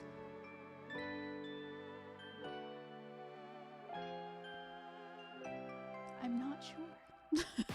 Adventurer is the vibe I get. Maybe scholarly or explorer-y. I'm getting explorer just because it looks like he's wearing like a backpack.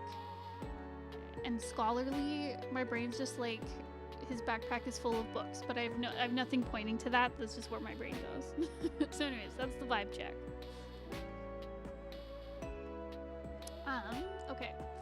So, how does the shape language look, and do the designs feel cohesive for the trio? So color-wise, super cohesive from what I've seen of Relic and between the two. I love the through line of like the teal and the purple and the pinks. Like, it's all very... Because I know with Relic, like, the teal is like her main color. She's got this kind of like icy blue going through. Whereas like Nira here is very like pinky purpley, like these very like bright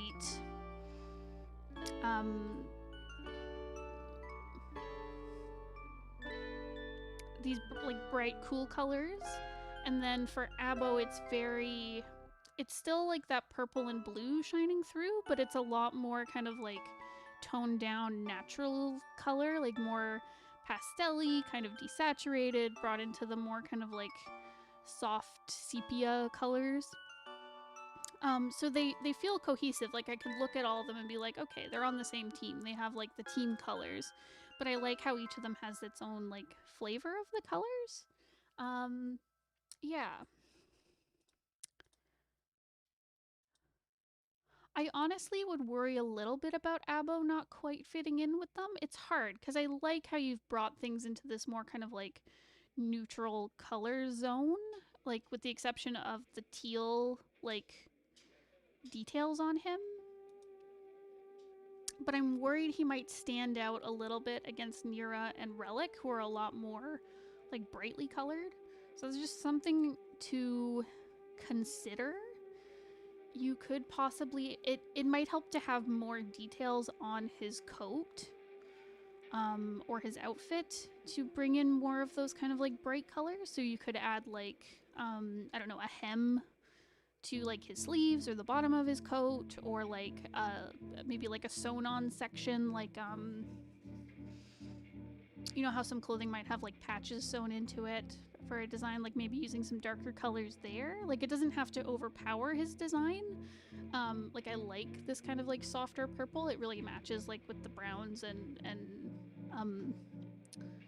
like the more yellow tone to like the rest of his coloring.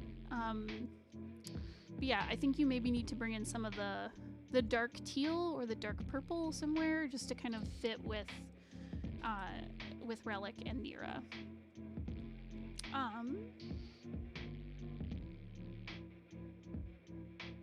Yeah, I'd be curious if you could. know.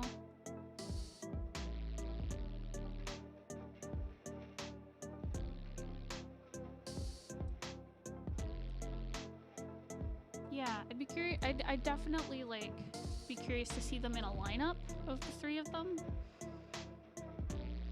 But anyways, yeah, I think you're on the right track. It might need to be tweaked a little bit. It also depends on where they are in the story, because you could always like change it so they become more aligned as they go along, or you could be, the point of the story is to highlight their differences, so it's okay if they have like very different color palettes. So it totally depends on what you're going for. Don't let me discourage you.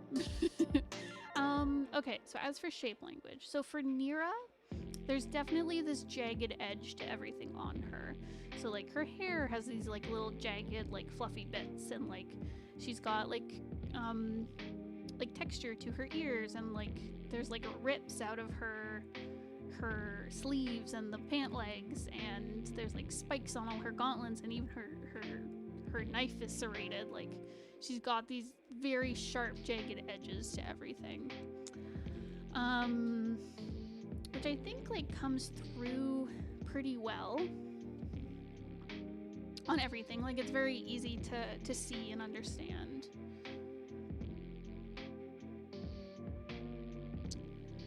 I think I'm wondering if you could push it with her ears a little bit more. Like I like how she's got kind of like a fluffiness to the ears. Like I think it's cute, but I think you could lean into the serratedness a little bit. Like making them a little bit pointier, like maybe flaring it out a little bit more into a point, and then keeping the kind of roundness after that. It's up to you. It depends on what you want to do with her design, but bringing in that jaggedness I think will help bring it together a little bit more, because you can still imply like a fluffiness or like a scalloped edge to her ears while still like keeping that sharpness. The only other thing, the two things that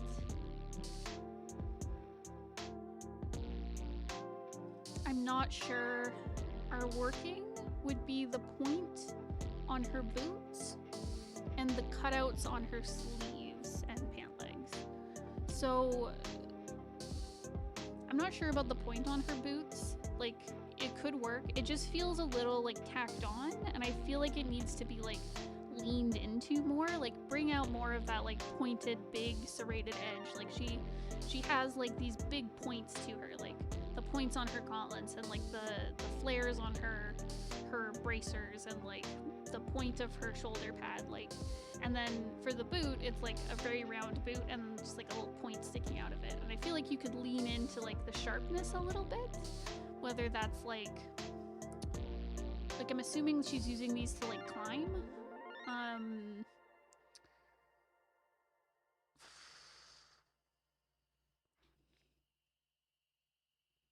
Yeah, I wonder if you could do something like having like two big spikes coming out. I'm thinking like the front of a like figure skater. Yeah, the front of a figure skater or a hockey skate, where it like flares up at the front. And you could use like maybe 2 or 3 points. That could also help. I'm not sure. It depends. But yeah, just kind of leaning into like the curve and making the points bigger, I think would really help make her shoes fit into the outfit more. The other thing is I like the concept of the sleeves. I'm not sure. The thing is, I'm not sure if they work super well, like functionally. I'd worry. Retractable spikes? Yeah, that could work too.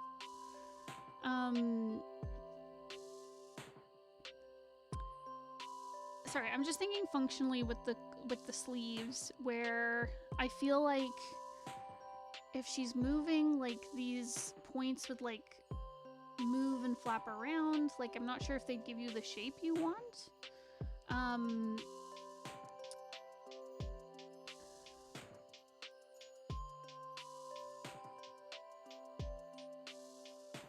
I think the shape that they currently are, it feels like someone like took scissors to them. It doesn't quite feel like super intentional as like a clothing choice. It might help to make them more kind of like jagged and ripped, like they're torn away at or something like that. That was 100% these shapes look cool for the sleeves. It's hard. It could help to maybe add in like some string or something, like tying them so maybe they'd like hold together more, like lacing them through or something like that, or having like some little, I don't know, connectors, like buttons or studs or something like that, just to hold them together, just to feel like a little bit more like fashionable but still functional, if that makes sense. Yeah, asymmetric wear and tear. That'd be cool. Like maybe it got cut, but now she's like sewn it together or something like that. The wear and tear makes it look serrated. Yeah, that too. Where it just feels like it's been cut and she's like, ah, screw it, I'm not gonna fix it. Like something like that I think would be really interesting.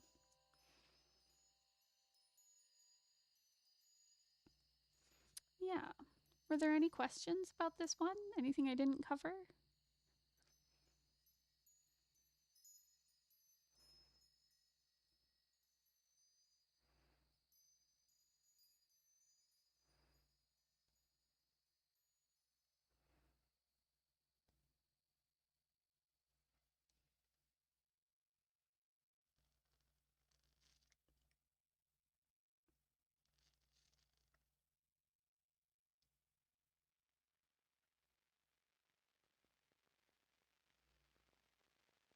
I just noted the loaded crossbow. It's the best. I love this crossbow. Sounds a lot closer than last time. Heck yeah. I'll move on to Abo, but let me know if you have any questions. Okay, shape, language wise. So he's got these very like triangular shapes throughout. Like they're very solid and square, but there's still like kind of triangle blockiness to them, if that makes sense. Maybe not triangles, but like blockiness to him. So like he's got like squared off edges to like his coat, the collar of his shirt is like squared off. The straps of his like his belt and his backpack straps and stuff, like they're all very angular. And then same with like his hoofs are like more squared off. And then it's contrasted with kind of like the fluffiness to his hair and like the roundness of his antlers and his ears. He's got like squares for the like chainmail under his shirt.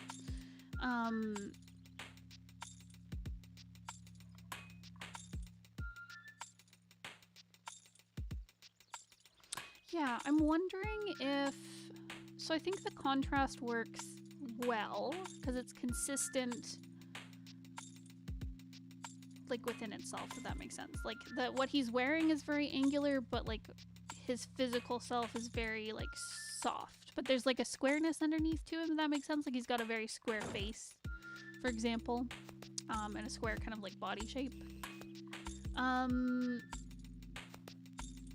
Yeah, so I'm not sure if that's what you're going for, where it feels like he's got like a softer side underneath that's still like very like stable and square, but then on top he's trying to look sharper, or maybe you might want to file down some of the edges on the squares, if that makes sense. So like making his coat like a little bit less pointy, or maybe adding in some more kind of like softer square shapes throughout. That might help if you want to go for something softer. And if you want to go for something where he's more kind of like sharp, I think you'd need to like sharpen his antlers up, or like make his fur more jagged and maybe more geometrical. The squares were the main target for the outfit. Yeah, I think they just need to be like rounded off a little bit to kind of match with him physically.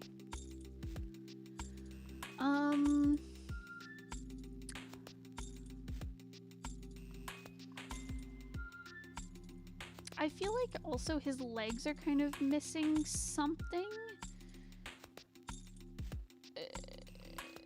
like, it feels like his head and his legs are like one thing, and then his torso and outfit is like another thing. I feel like you need to bring in some of like the purple and maybe the teal and some of that squareness like into like around his face and like on his legs somehow.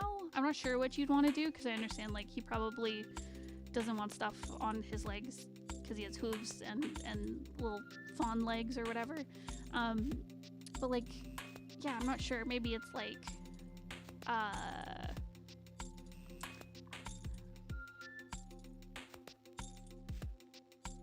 it could be maybe like some wraps on his legs, or like a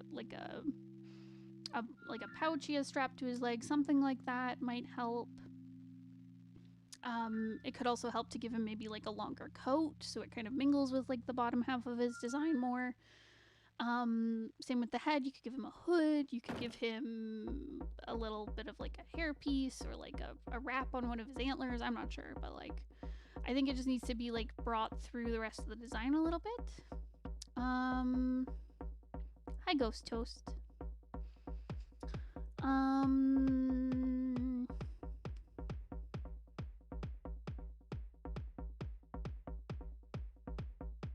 This is a minor thing, but it feels like his legs are up too high. Because it feels like his torso ends here where his belt is, but there's like not enough room for like his pelvis and legs to connect here. So I think the coat would need to be brought down more, or we'd see like, I don't know, his little boxers under here or something. So that's just something to keep in mind. His legs feel a little bit long, and his torso, like they're not meeting the torso at quite the right place.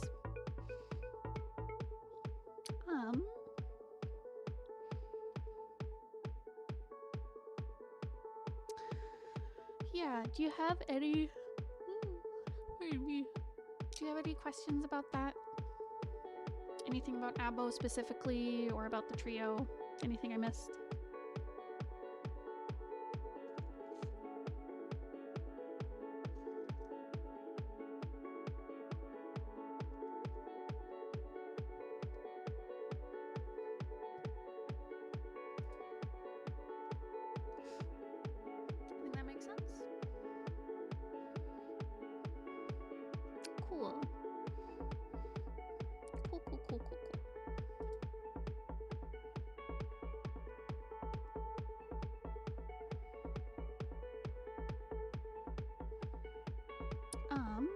Okay, who would like to go next? We have Pigment and Kuroe.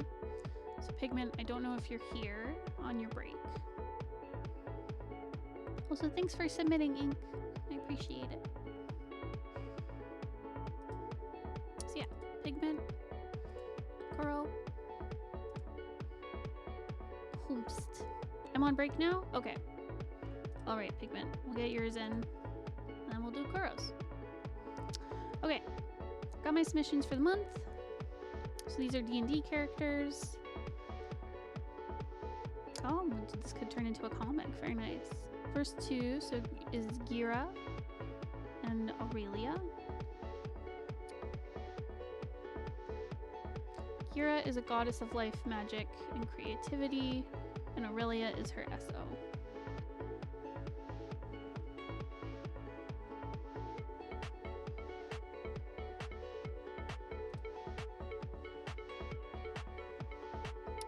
Okay, so are you looking for oh, general critique. Okay. Okay, so I'll give a vibe check, because I find that helps with like character designs. So yeah, for Inkghidorah,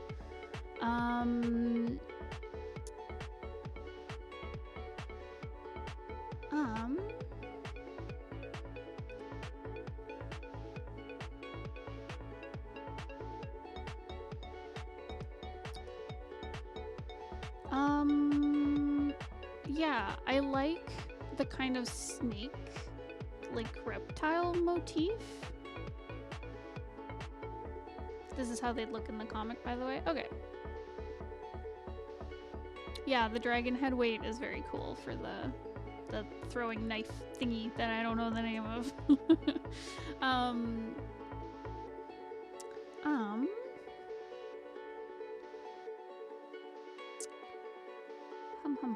What am I thinking here? But yeah, I like the through line of like the snake and like this kind of like scale pattern, but it's also very like flower-esque. I think there's like a really interesting mix of like different motifs that all feel the same like shape-wise. That's really interesting. I've been obsessed with meteor hammers. Is that what they're called?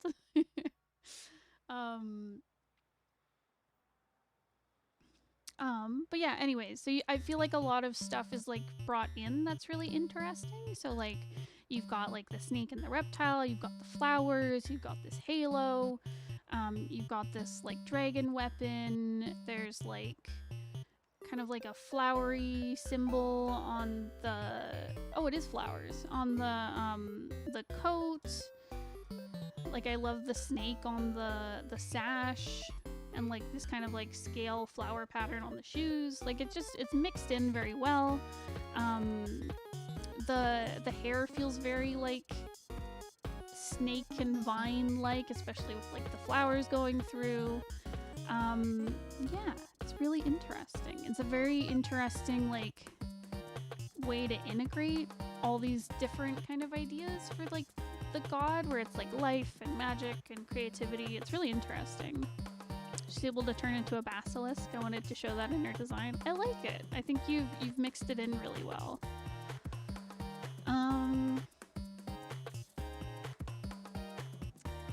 Yeah.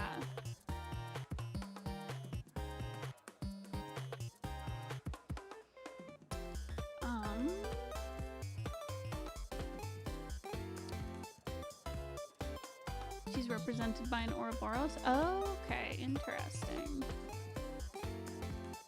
I see.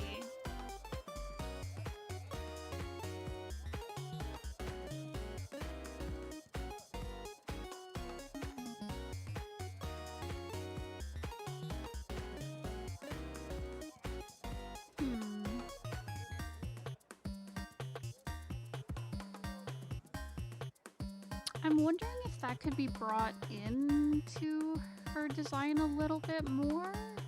Because, like, you have, like, the circular kind of halo. You've got the snake motif, like, especially with the belt sash. But I'm wondering if you can bring that idea of, like, repeating circles into the design a little bit more. Just because, like, I think that's something really interesting that you could build off quite a bit.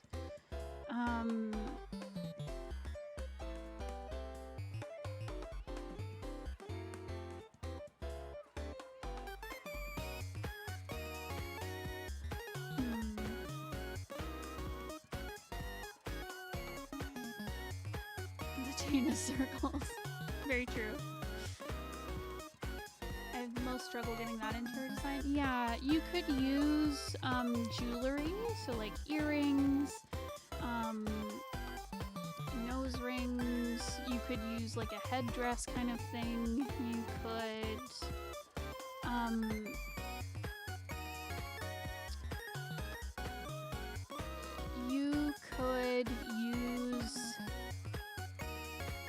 You could use a lot of like kind of like a connecting circle on like pieces of her clothing. So like for example, you could have like her sash weaving through like a metal circle that maybe is like shaped like an Ouroboros, or you could have like a necklace, or I don't know, anklets, or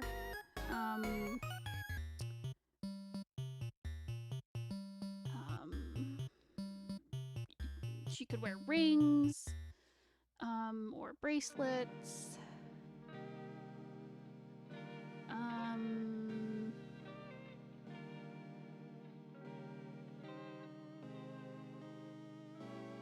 Yeah, I'd be curious to see, because you have this, like, where their hair is in kind of like a bun, and like half up, and this like chain of flowers. You could do something like a hairpin or a circlet that could be kind of like the Ouroboros symbol. It could be like intermingled with like the flowers and the hair. Yeah, I don't know if you want to go crazy with jewelry. It depends on like if that would fit your character.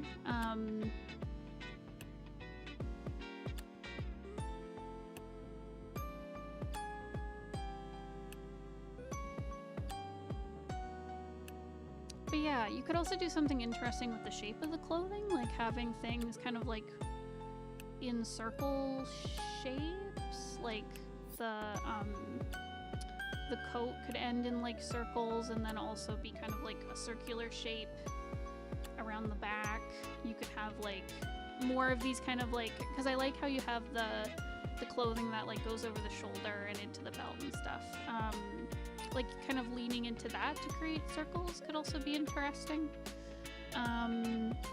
Yeah, around the bottom out.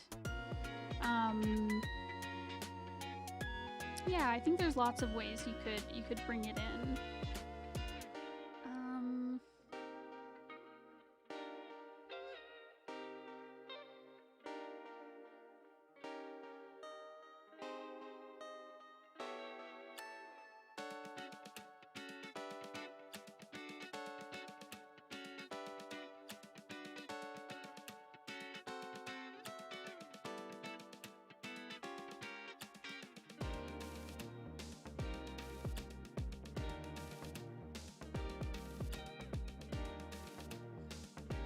One thing I'll point out, I'm not sure about the collar and front of their shirt or the coat. It feels very modern to me, so I'm not sure if that's something you want to go for, like if it has like a bit of a modern flair to it, but it feels like a very modern piece of clothing where everything else could be like feels more traditional, if that makes sense. So that's just something to consider.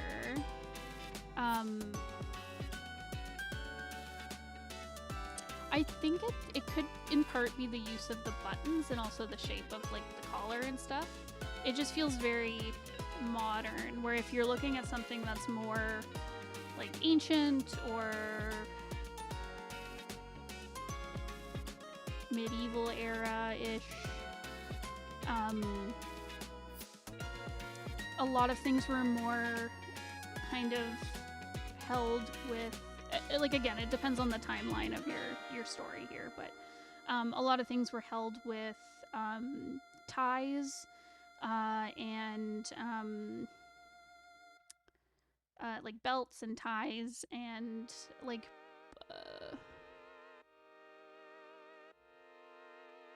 I was coming South Asian and French design. Her homeland is based in South Asia. Yeah, I got the South Asian influence. And where she is based on France. Oh, okay. The button, I think just the placement of the buttons feels very modern. Because I know that, like... And admittedly, I'm looking at, like, European historical clothing. So I'm not sure about, like South Asian clothing and stuff. Especially in, like, the past. But I know that...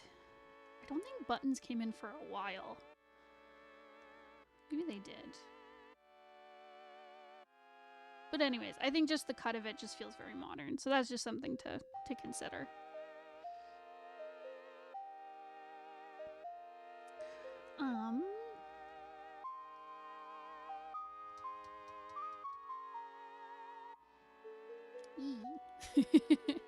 Awesome. But yeah, I love the color palette. It's very cohesive. Like I said, I love the different shapes and motifs going through. I think it's all very cohesive that way.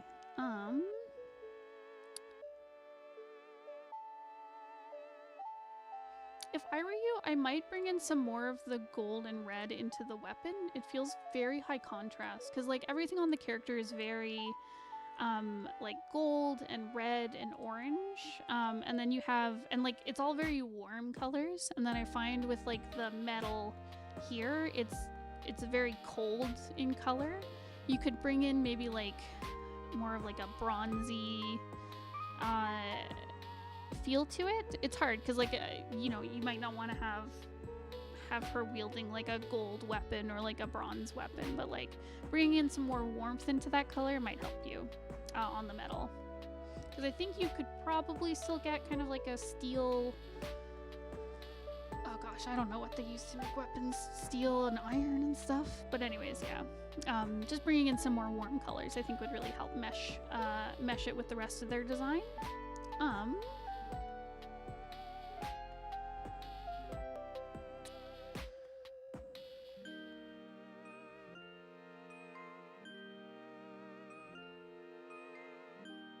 The only other thing I'll say is I find their head a little bit small, even with like the halo, as compared to like the rest of their body. I might, if I were you, either make their head like a little bit bigger or add in some kind of like element to help balance it out. Because right now they feel very bottom heavy design wise, because like the bottom of like their coat and like the shoes and everything, it's just, it's very dark in color and it's like drawing a lot of attention to like the bottom of the design. And I think just like sizing up their head a little bit would kind of help, or adding like a headdress or adding more highlight to the halo effect, something like that I think would just help kind of balance out the weight of the design. Bronze sounds nice. Copper, yeah, that could work too. I don't know what they make weapons out of. I probably should learn, considering we're doing like a medieval comic ourselves, but anyways, I don't know. A shiny metal. Yeah. Did you have any questions on this? Anything I didn't cover that you were wondering about?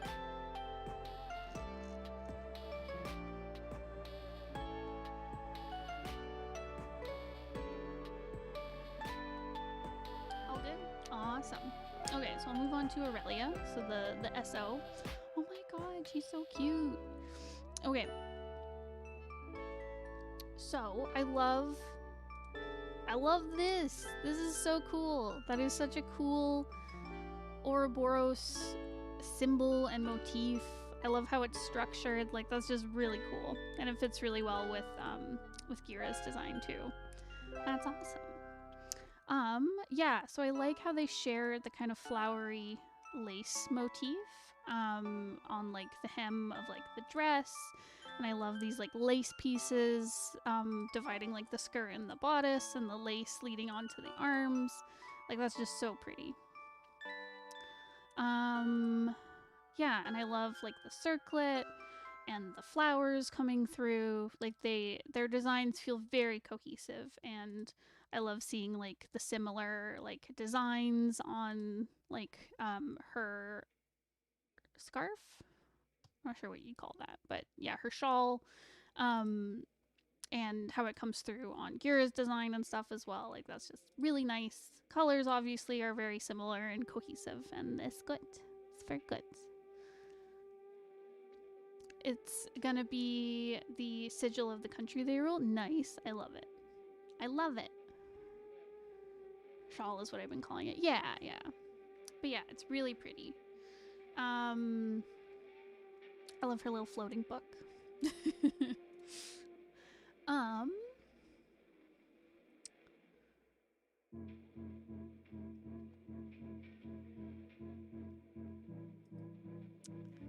Yeah,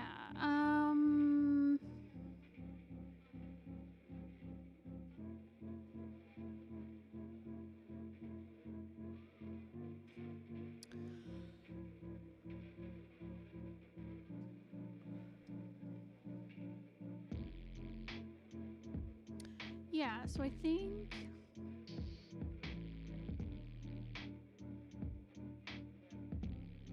the main thing I focused on for her was the vitiligo.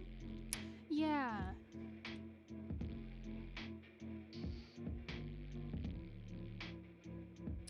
Because she has lycanthropy and her werewolf form is a Dalmatian. Oh, that's so cute.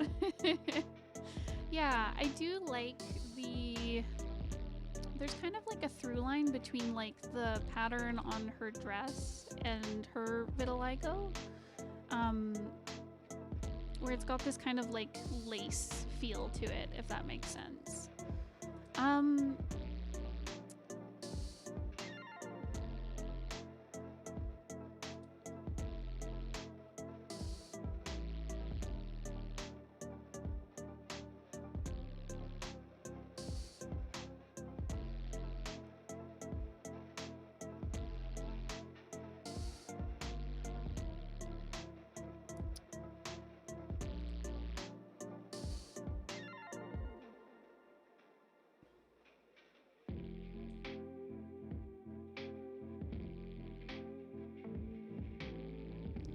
So I think there's...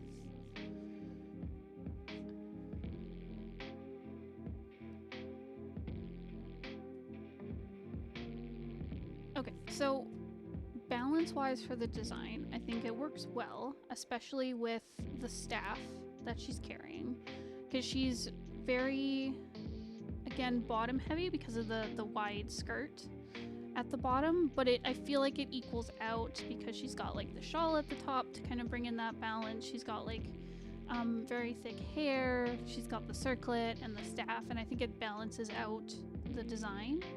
I think there's some contrast issues happening in her face and her hair, where there's really high contrast going on between like the hair and the circlet and the hair and the flowers, and the vitiligo as well is very like light and it stands out.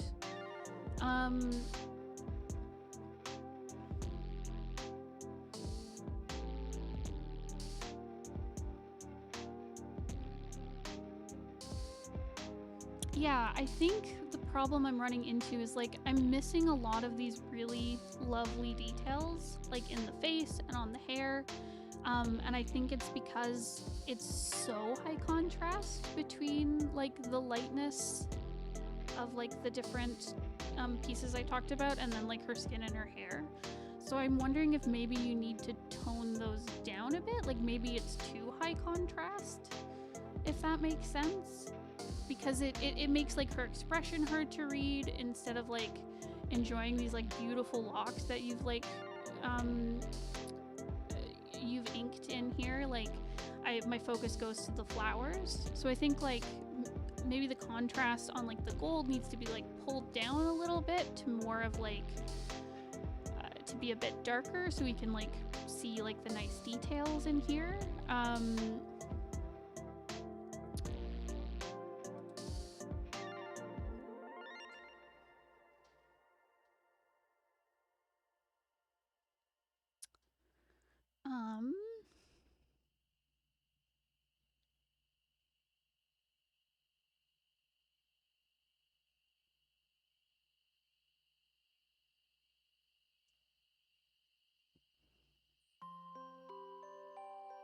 Yeah, it might also just be that it's very busy because your eye's jumping around between like the different flowers, the different spots from the vitiligo, the different pieces of jewelry. It might help. It's hard because like I like the complexness of the design. Like I like all these little details on it, but I think it might need to be pulled back or like put in different spots just so that like we can really enjoy like the intricate details. I'm trying to see like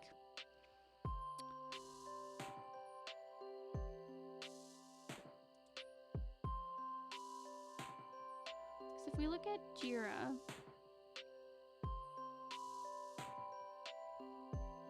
like there are little details like the little leaves and flowers in the hair and stuff, but we have like, yeah, too much in one spot, I think. So like I think if you use the flowers to kind of frame her hair a little bit more, that might help.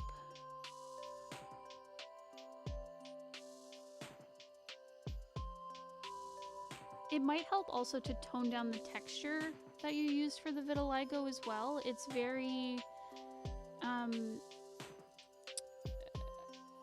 it's a little, it's very detailed because you have this like speckling going on.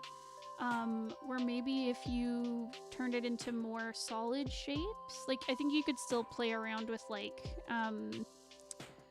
the transition from like the lighter patches of skin and then her darker skin.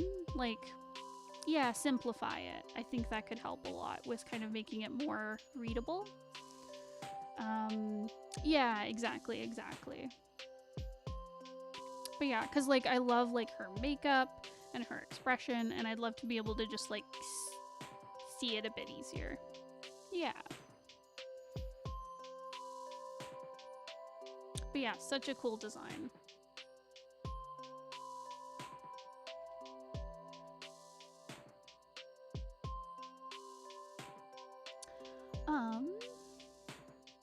Yeah.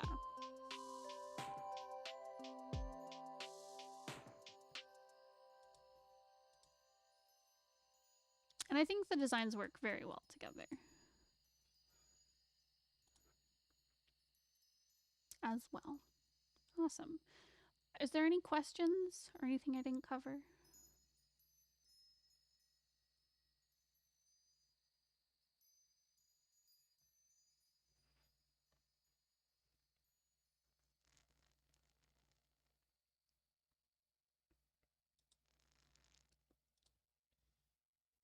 All good? Awesome.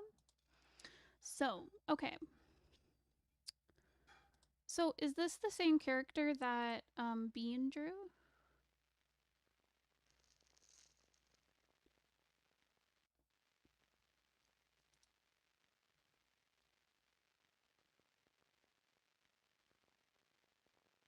Yes, awesome. Cool. It's cool seeing the same character rendered by two different people. Okay, so she's a spore druid. In the next level, she gets just making a warlock pact with a sentient tree. Love it. And it becomes part of her body. Okay. Awesome. My little spore druid baby. I love it. Okay, so yeah, I love just like the texture and like the mix of like nature throughout like their design. Like I love these like branches or roots or what are the things that mushrooms send out? I can't remember their name. The white wood is the warlock patron. Yeah, like it's so cool. I love the contrast. I love the shape. I love how like gnarled and winding it is. It's so cool. And I love how you're using it to highlight like the limbs and stuff. And I like how it's like it mixes with like the mushrooms and like the little leaves that are coming off it. Like I like how it goes like beneath like the foot wraps, and then you see it like peeking out on the other side, and it just feels so like intermingled in the design. It's just so nice. I love how everything feels just very layered. It's a lot of interesting detail on the design.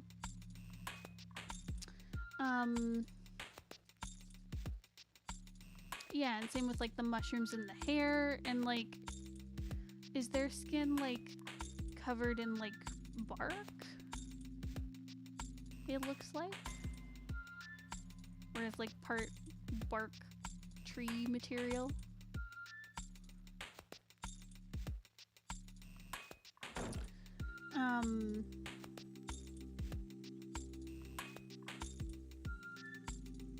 Yeah, she's an Earth Genasi. I sure do know D&D stuff, guys. So she's got wood bits of skin. Okay, that's so cool. Okay. So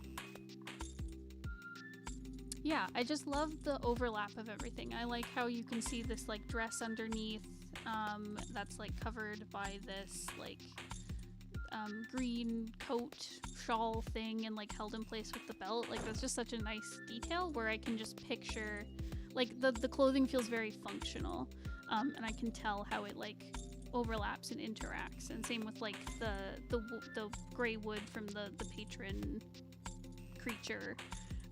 Yeah, it just all intermingles really well. And same with like the wood like coming off of her forehead over her hairline, and like seeing the braids coming down. Like, it's just so cool.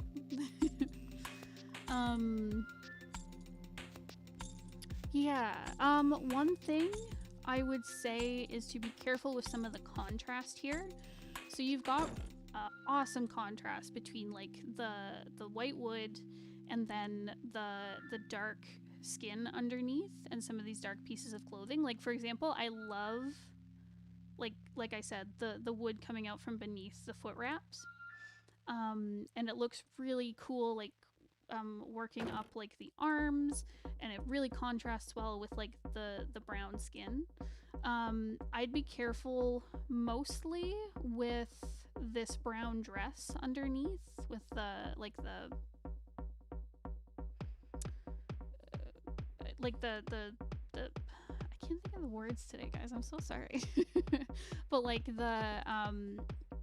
yeah, the dress underneath. So like the bodice part here, and then like the loincloth bits that like hang down. I think it needs to be lightened, because like especially around the chest and the face, there's this big swath of just like brown, like dark brown color.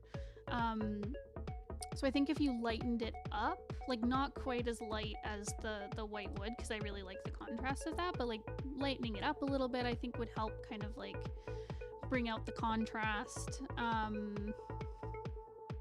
It's either you need to lighten it or you need to darken it to the same as like the foot wraps, if that makes sense. Because like right now it's just very similar in color to like the bits of wood and the skin.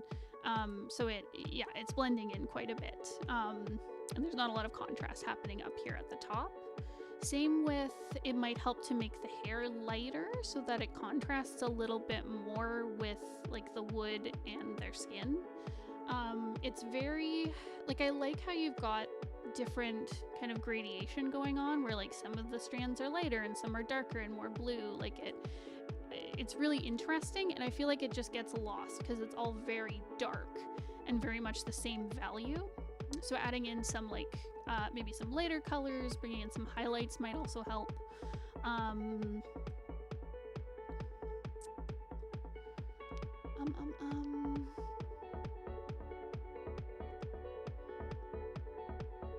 Yeah, and I think it would help frame the face out quite a bit, because right now their face is very much lost in just this like dark,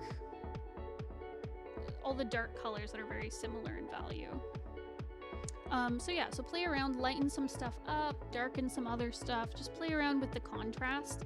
It really helps if you're not sure to like squint your eyes when you're looking at a piece to figure out the contrast, because it shows you the values. It kind of strips out all the details and you just see like a blur of the silhouette of whatever. So like when I look at it, I can see the legs and the arms, but like their upper half, their upper torso and like waist and stuff, it all kind of blends together. So it'd be great to see more contrast between the different parts.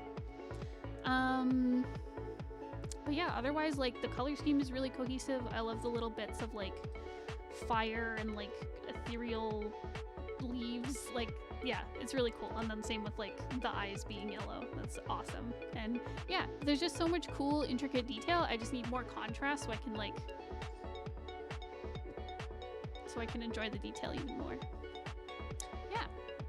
I also love the stance. It's very solid, very expressive. Yeah. So, do you have any other questions on that? Anything I didn't cover?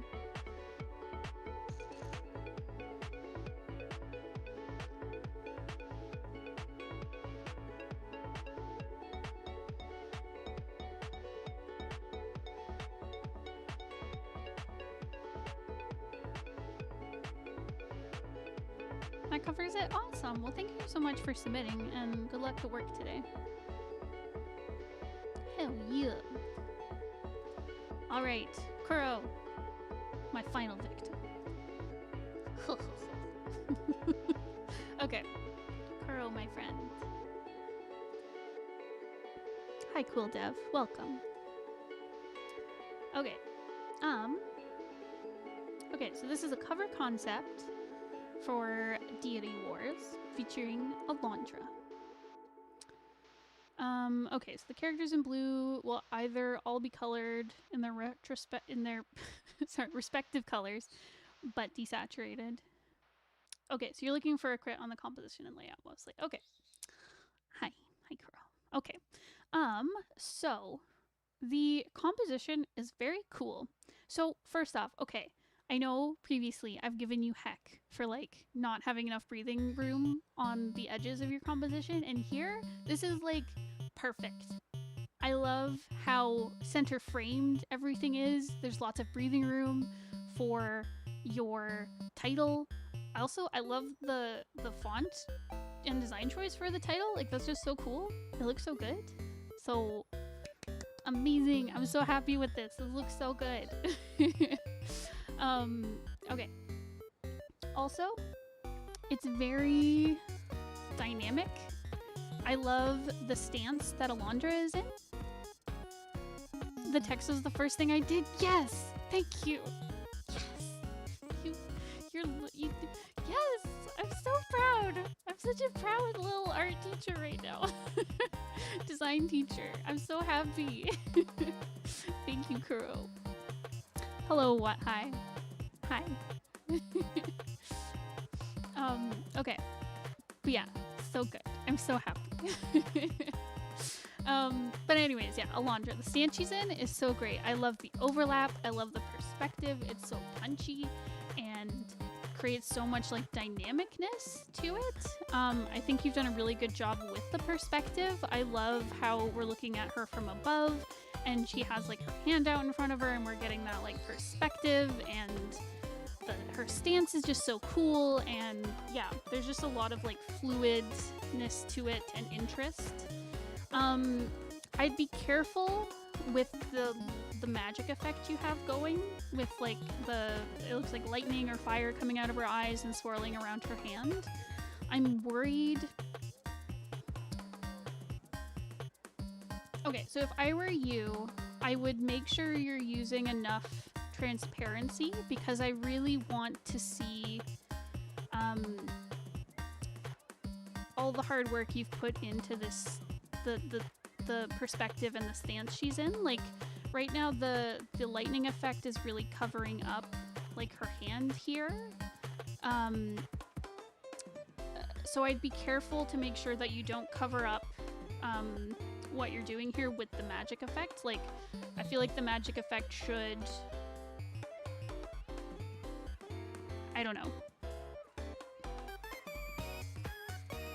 Yeah, I think just be careful integrating it, that you're not covering up your work with it, if that makes sense. It might help to wrap it a little bit tighter around her arm, for example, so show kind of like give it some volume of its own, in the same way that you've put like her into perspective and given her like a really solid shape and volume. Like treat the magic the same way. So even if it's lightning, like imagine there, I don't know, it's like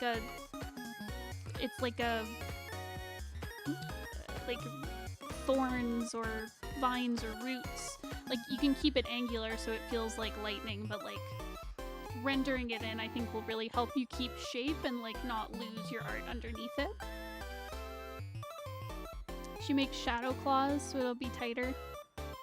I just wanted to make sure I knew I had to do it. Hell yeah. Okay. So yeah, I think that's a good plan.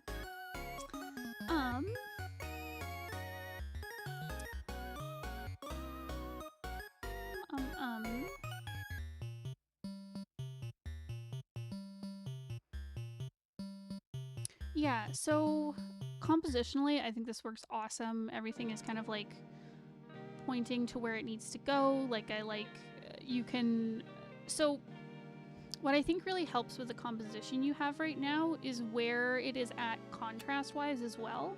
So I think like as you add color in, keep Alondra as like the brightest, lightest thing in the composition, and same with the title text and your number 1, like issue 1 symbol there. Like keep those as the brightest thing there. Keep the background characters, like even if you bring in like their individual colors. Yeah, I totally agree with what you were thinking, where you keep it maybe more desaturated or transparent. Just make sure that Alondra and your title are like the brightest, highest contrast thing, and everything else can be lower contrast, so that you really focus on like the main focal point. She's dark colors. Okay, so you could go the opposite then. So her and the title could be the darkest thing, and then everything else could be light. So that's another way of doing it. You may also want to skew her colors. If you want to keep her the brightest thing, you might want to keep her colors but pretend there's like a bright light shining on them. So it might bring, if she's wearing black, which I think she does, you could maybe pull it into like a lighter blue or purple. Same with like, and then where there's shadows on her, you keep that kind of dark color you initially picked for her design. So like the shadow underneath, I don't know, at the bottom of her pant legs or something, I don't know. That could be like pure black, but then where the highlight is hitting, it could be like a light purple or a light blue or something. That's one way to do it. Or like I said, you could make her she's all black and dark. Dark colors, like dark pinks and purples and blacks, and then everything else could be like, I don't know, lighter grays or light reds or something. I don't know.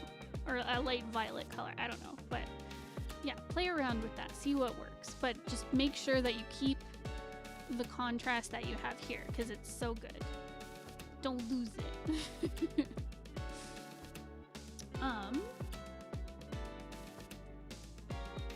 Her clothes are mostly black, her hair is dark, and her skin is also darker. Yeah. Yeah, so you may want to go with the opposite then. So have her be the darkest object in the composition. So instead of having this like dark red, you may want to use like, do something really light. I'll see if I can find an example of it.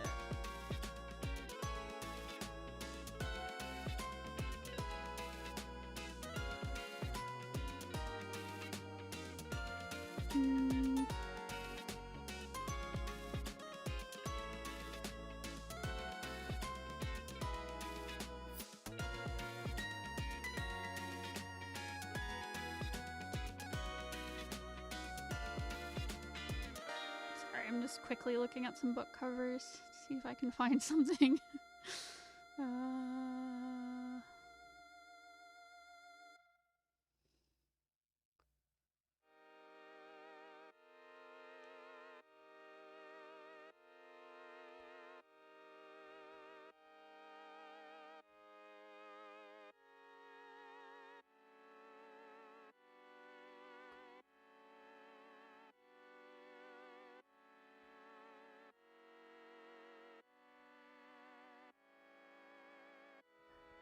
I'm sorry. It's taking forever. Maybe comic book covers would help. I'm looking at book covers.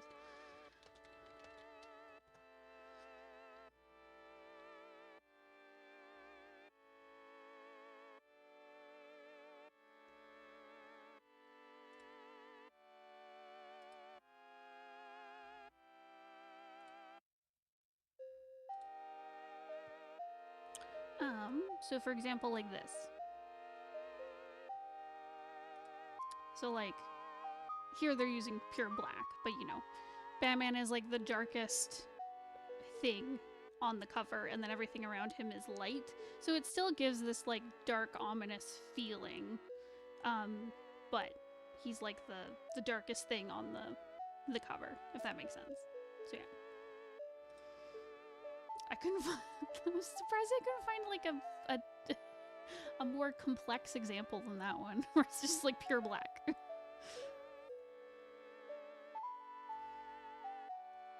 I was hoping to find something that uses your color palette, where it's very like red and purple, but I don't know, that's hard. Anyways.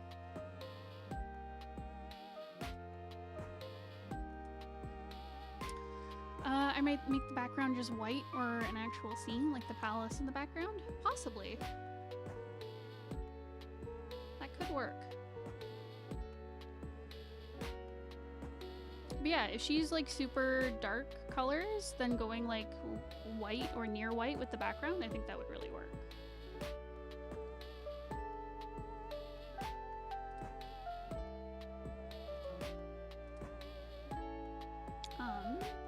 Awesome. Was there anything else with this one that I didn't cover?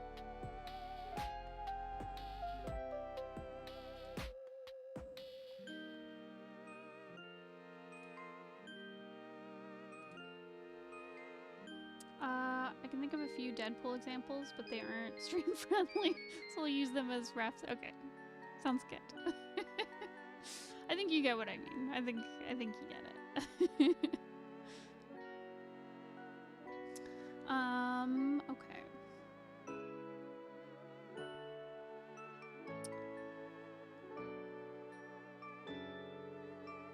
That's great. Awesome. Thank you. Okay. So finally, so you're looking at the middle two for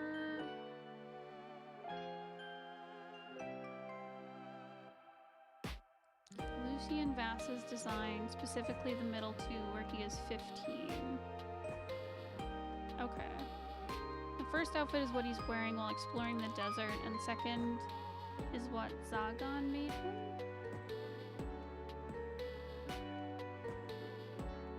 He uses ice magic. May I have a crit on the general design, personality, and if it matches his magic type. Okay.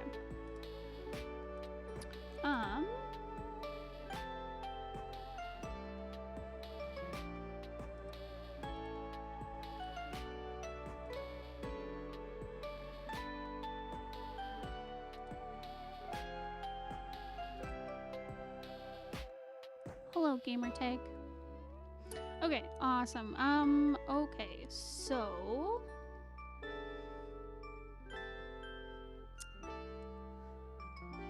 okay, personality read before I get into the design stuff. So he seems very like energetic and determined, and he seems like an adventurer, like what am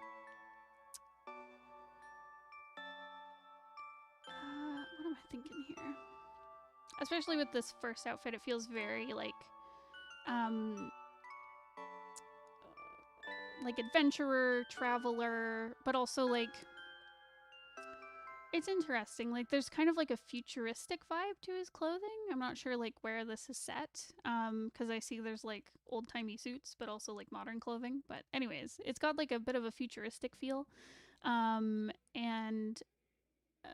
it's interesting with the other design that's given to him. The other clothing that's given to him, where like it feels like cowboy-ish, because there's like, I'm not sure if it's a pouch, but it looks kind of like a holster, and then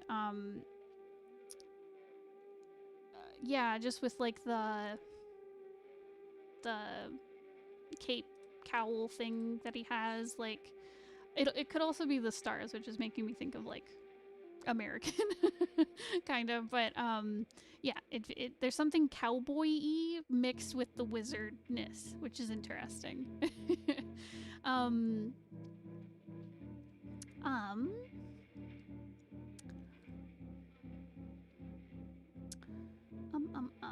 But yeah, personality-wise, seems very energetic, like happy, easygoing, determined, at the 15 age. Yeah.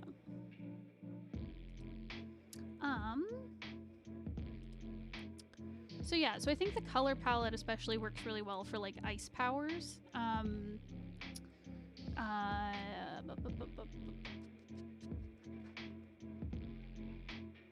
Yeah, I especially feel it with this first outfit. There's something with like the sharpness of the shapes, like the like asymmetrical cut of like the shirt tunic, where like it comes to like points and these like geometric shapes. It feels very ice like very like cool and sharp, if that makes sense. So I do get kind of ice vibes from it.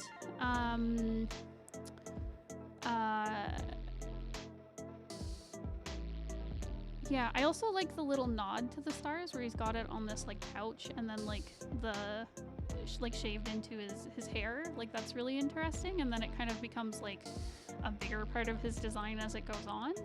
I honestly kind of like the subtlety of it in this design where there's like little touches at it where it's like decorating some of the cloth here and then it's like in his hair.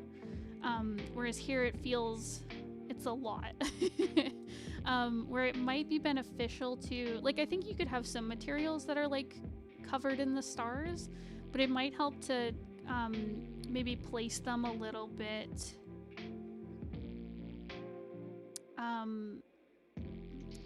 like build a focal point around a star. So for example, you could have like a star on his you know, one side of this cowl bit and then the stars kind of spread out around it.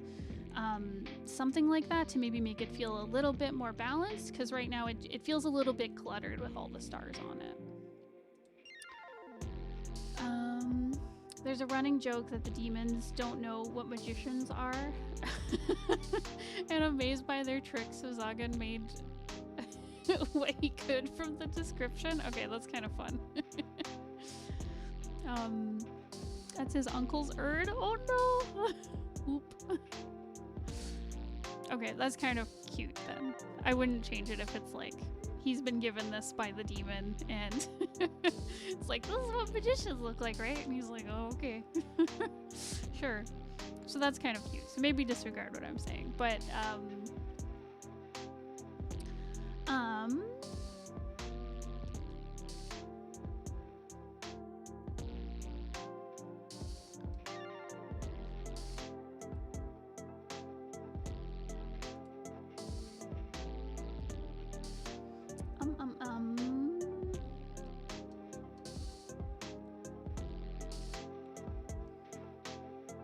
So yeah, so I think there's bits from this design that I'd love to see kind of carried through even to like the outfit he's given, because it's still like clearly based off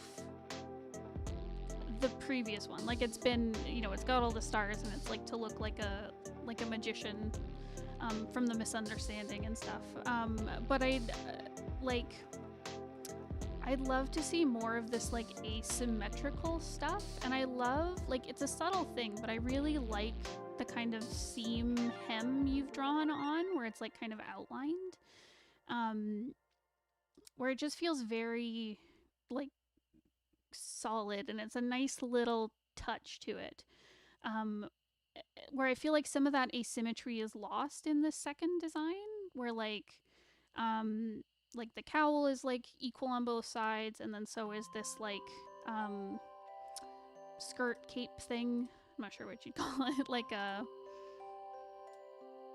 anyways, this piece, these two pieces, like they're very symmetrical. He's got it a little bit where he's got like the straps on one side of the vest, and I love the belt that's like asymmetrical. Like that's really cool. But I feel like some of that asymmetry could be brought back in. It could be like you could cut out maybe a piece or two of these so that you keep this kind of like triangle shape here and there. Maybe having like a slit down one side of this, just something like that to bring in that asymmetry. Because I notice in like the older version, like I love the asymmetry of this like vest that folds over underneath. Like I'd love to see that brought in because it's such an interesting like dynamic design choice, and I feel like it's kind of lost where everything is very like symmetrical and straight on in the second design. He'll have other outfits as a joke. I can destroy it after one battle and then give him a cool one with your advice. I like it. Yeah, like if the point is like he's supposed to look kind of silly, I think you've done a good job with the second one. I don't know what it is either. I can make the cape droop to one side and the skirt cap the other. Yeah, true.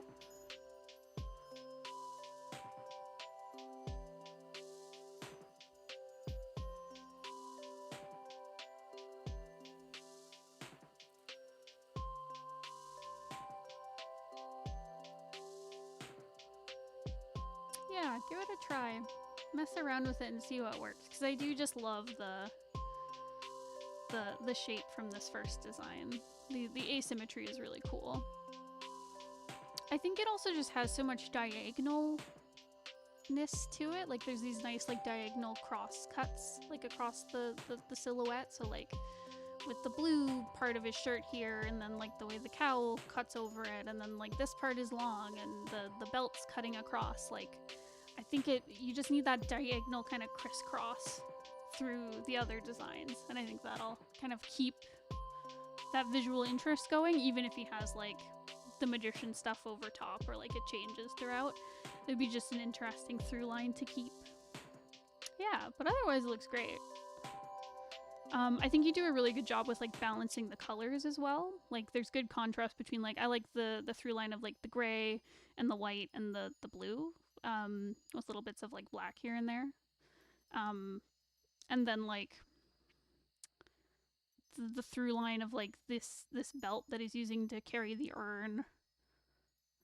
Like it's nice. It contrasts well. Yeah. So those are my thoughts. Do you have any questions? Is there anything I didn't cover?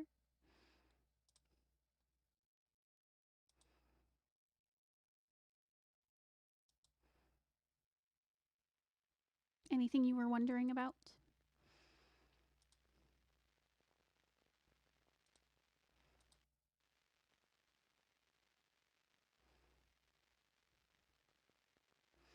Well, I know how to fix him now. I can give him the attention he deserves. Hell yes. Awesome. Well, thank you, Kuroe. Thank you for submitting. Awesome. Well, thank you all for joining us today. I appreciate it. I appreciate all our lovely patrons who submit their work to get critiqued. I know it can be spooky, and I hope these are helpful for you. And if anyone out there is watching and would like to get their stuff critiqued by us next month, you can join our Patreon. There should be a link in the description, and we'll look at your stuff and tell you how awesome your character designs are. Awesome. Well, thank you everybody for coming. I'll see you guys next time. Take care of yourselves. Keep up the great work. Do something nice and relaxing today. All right, goodbye. Mwah!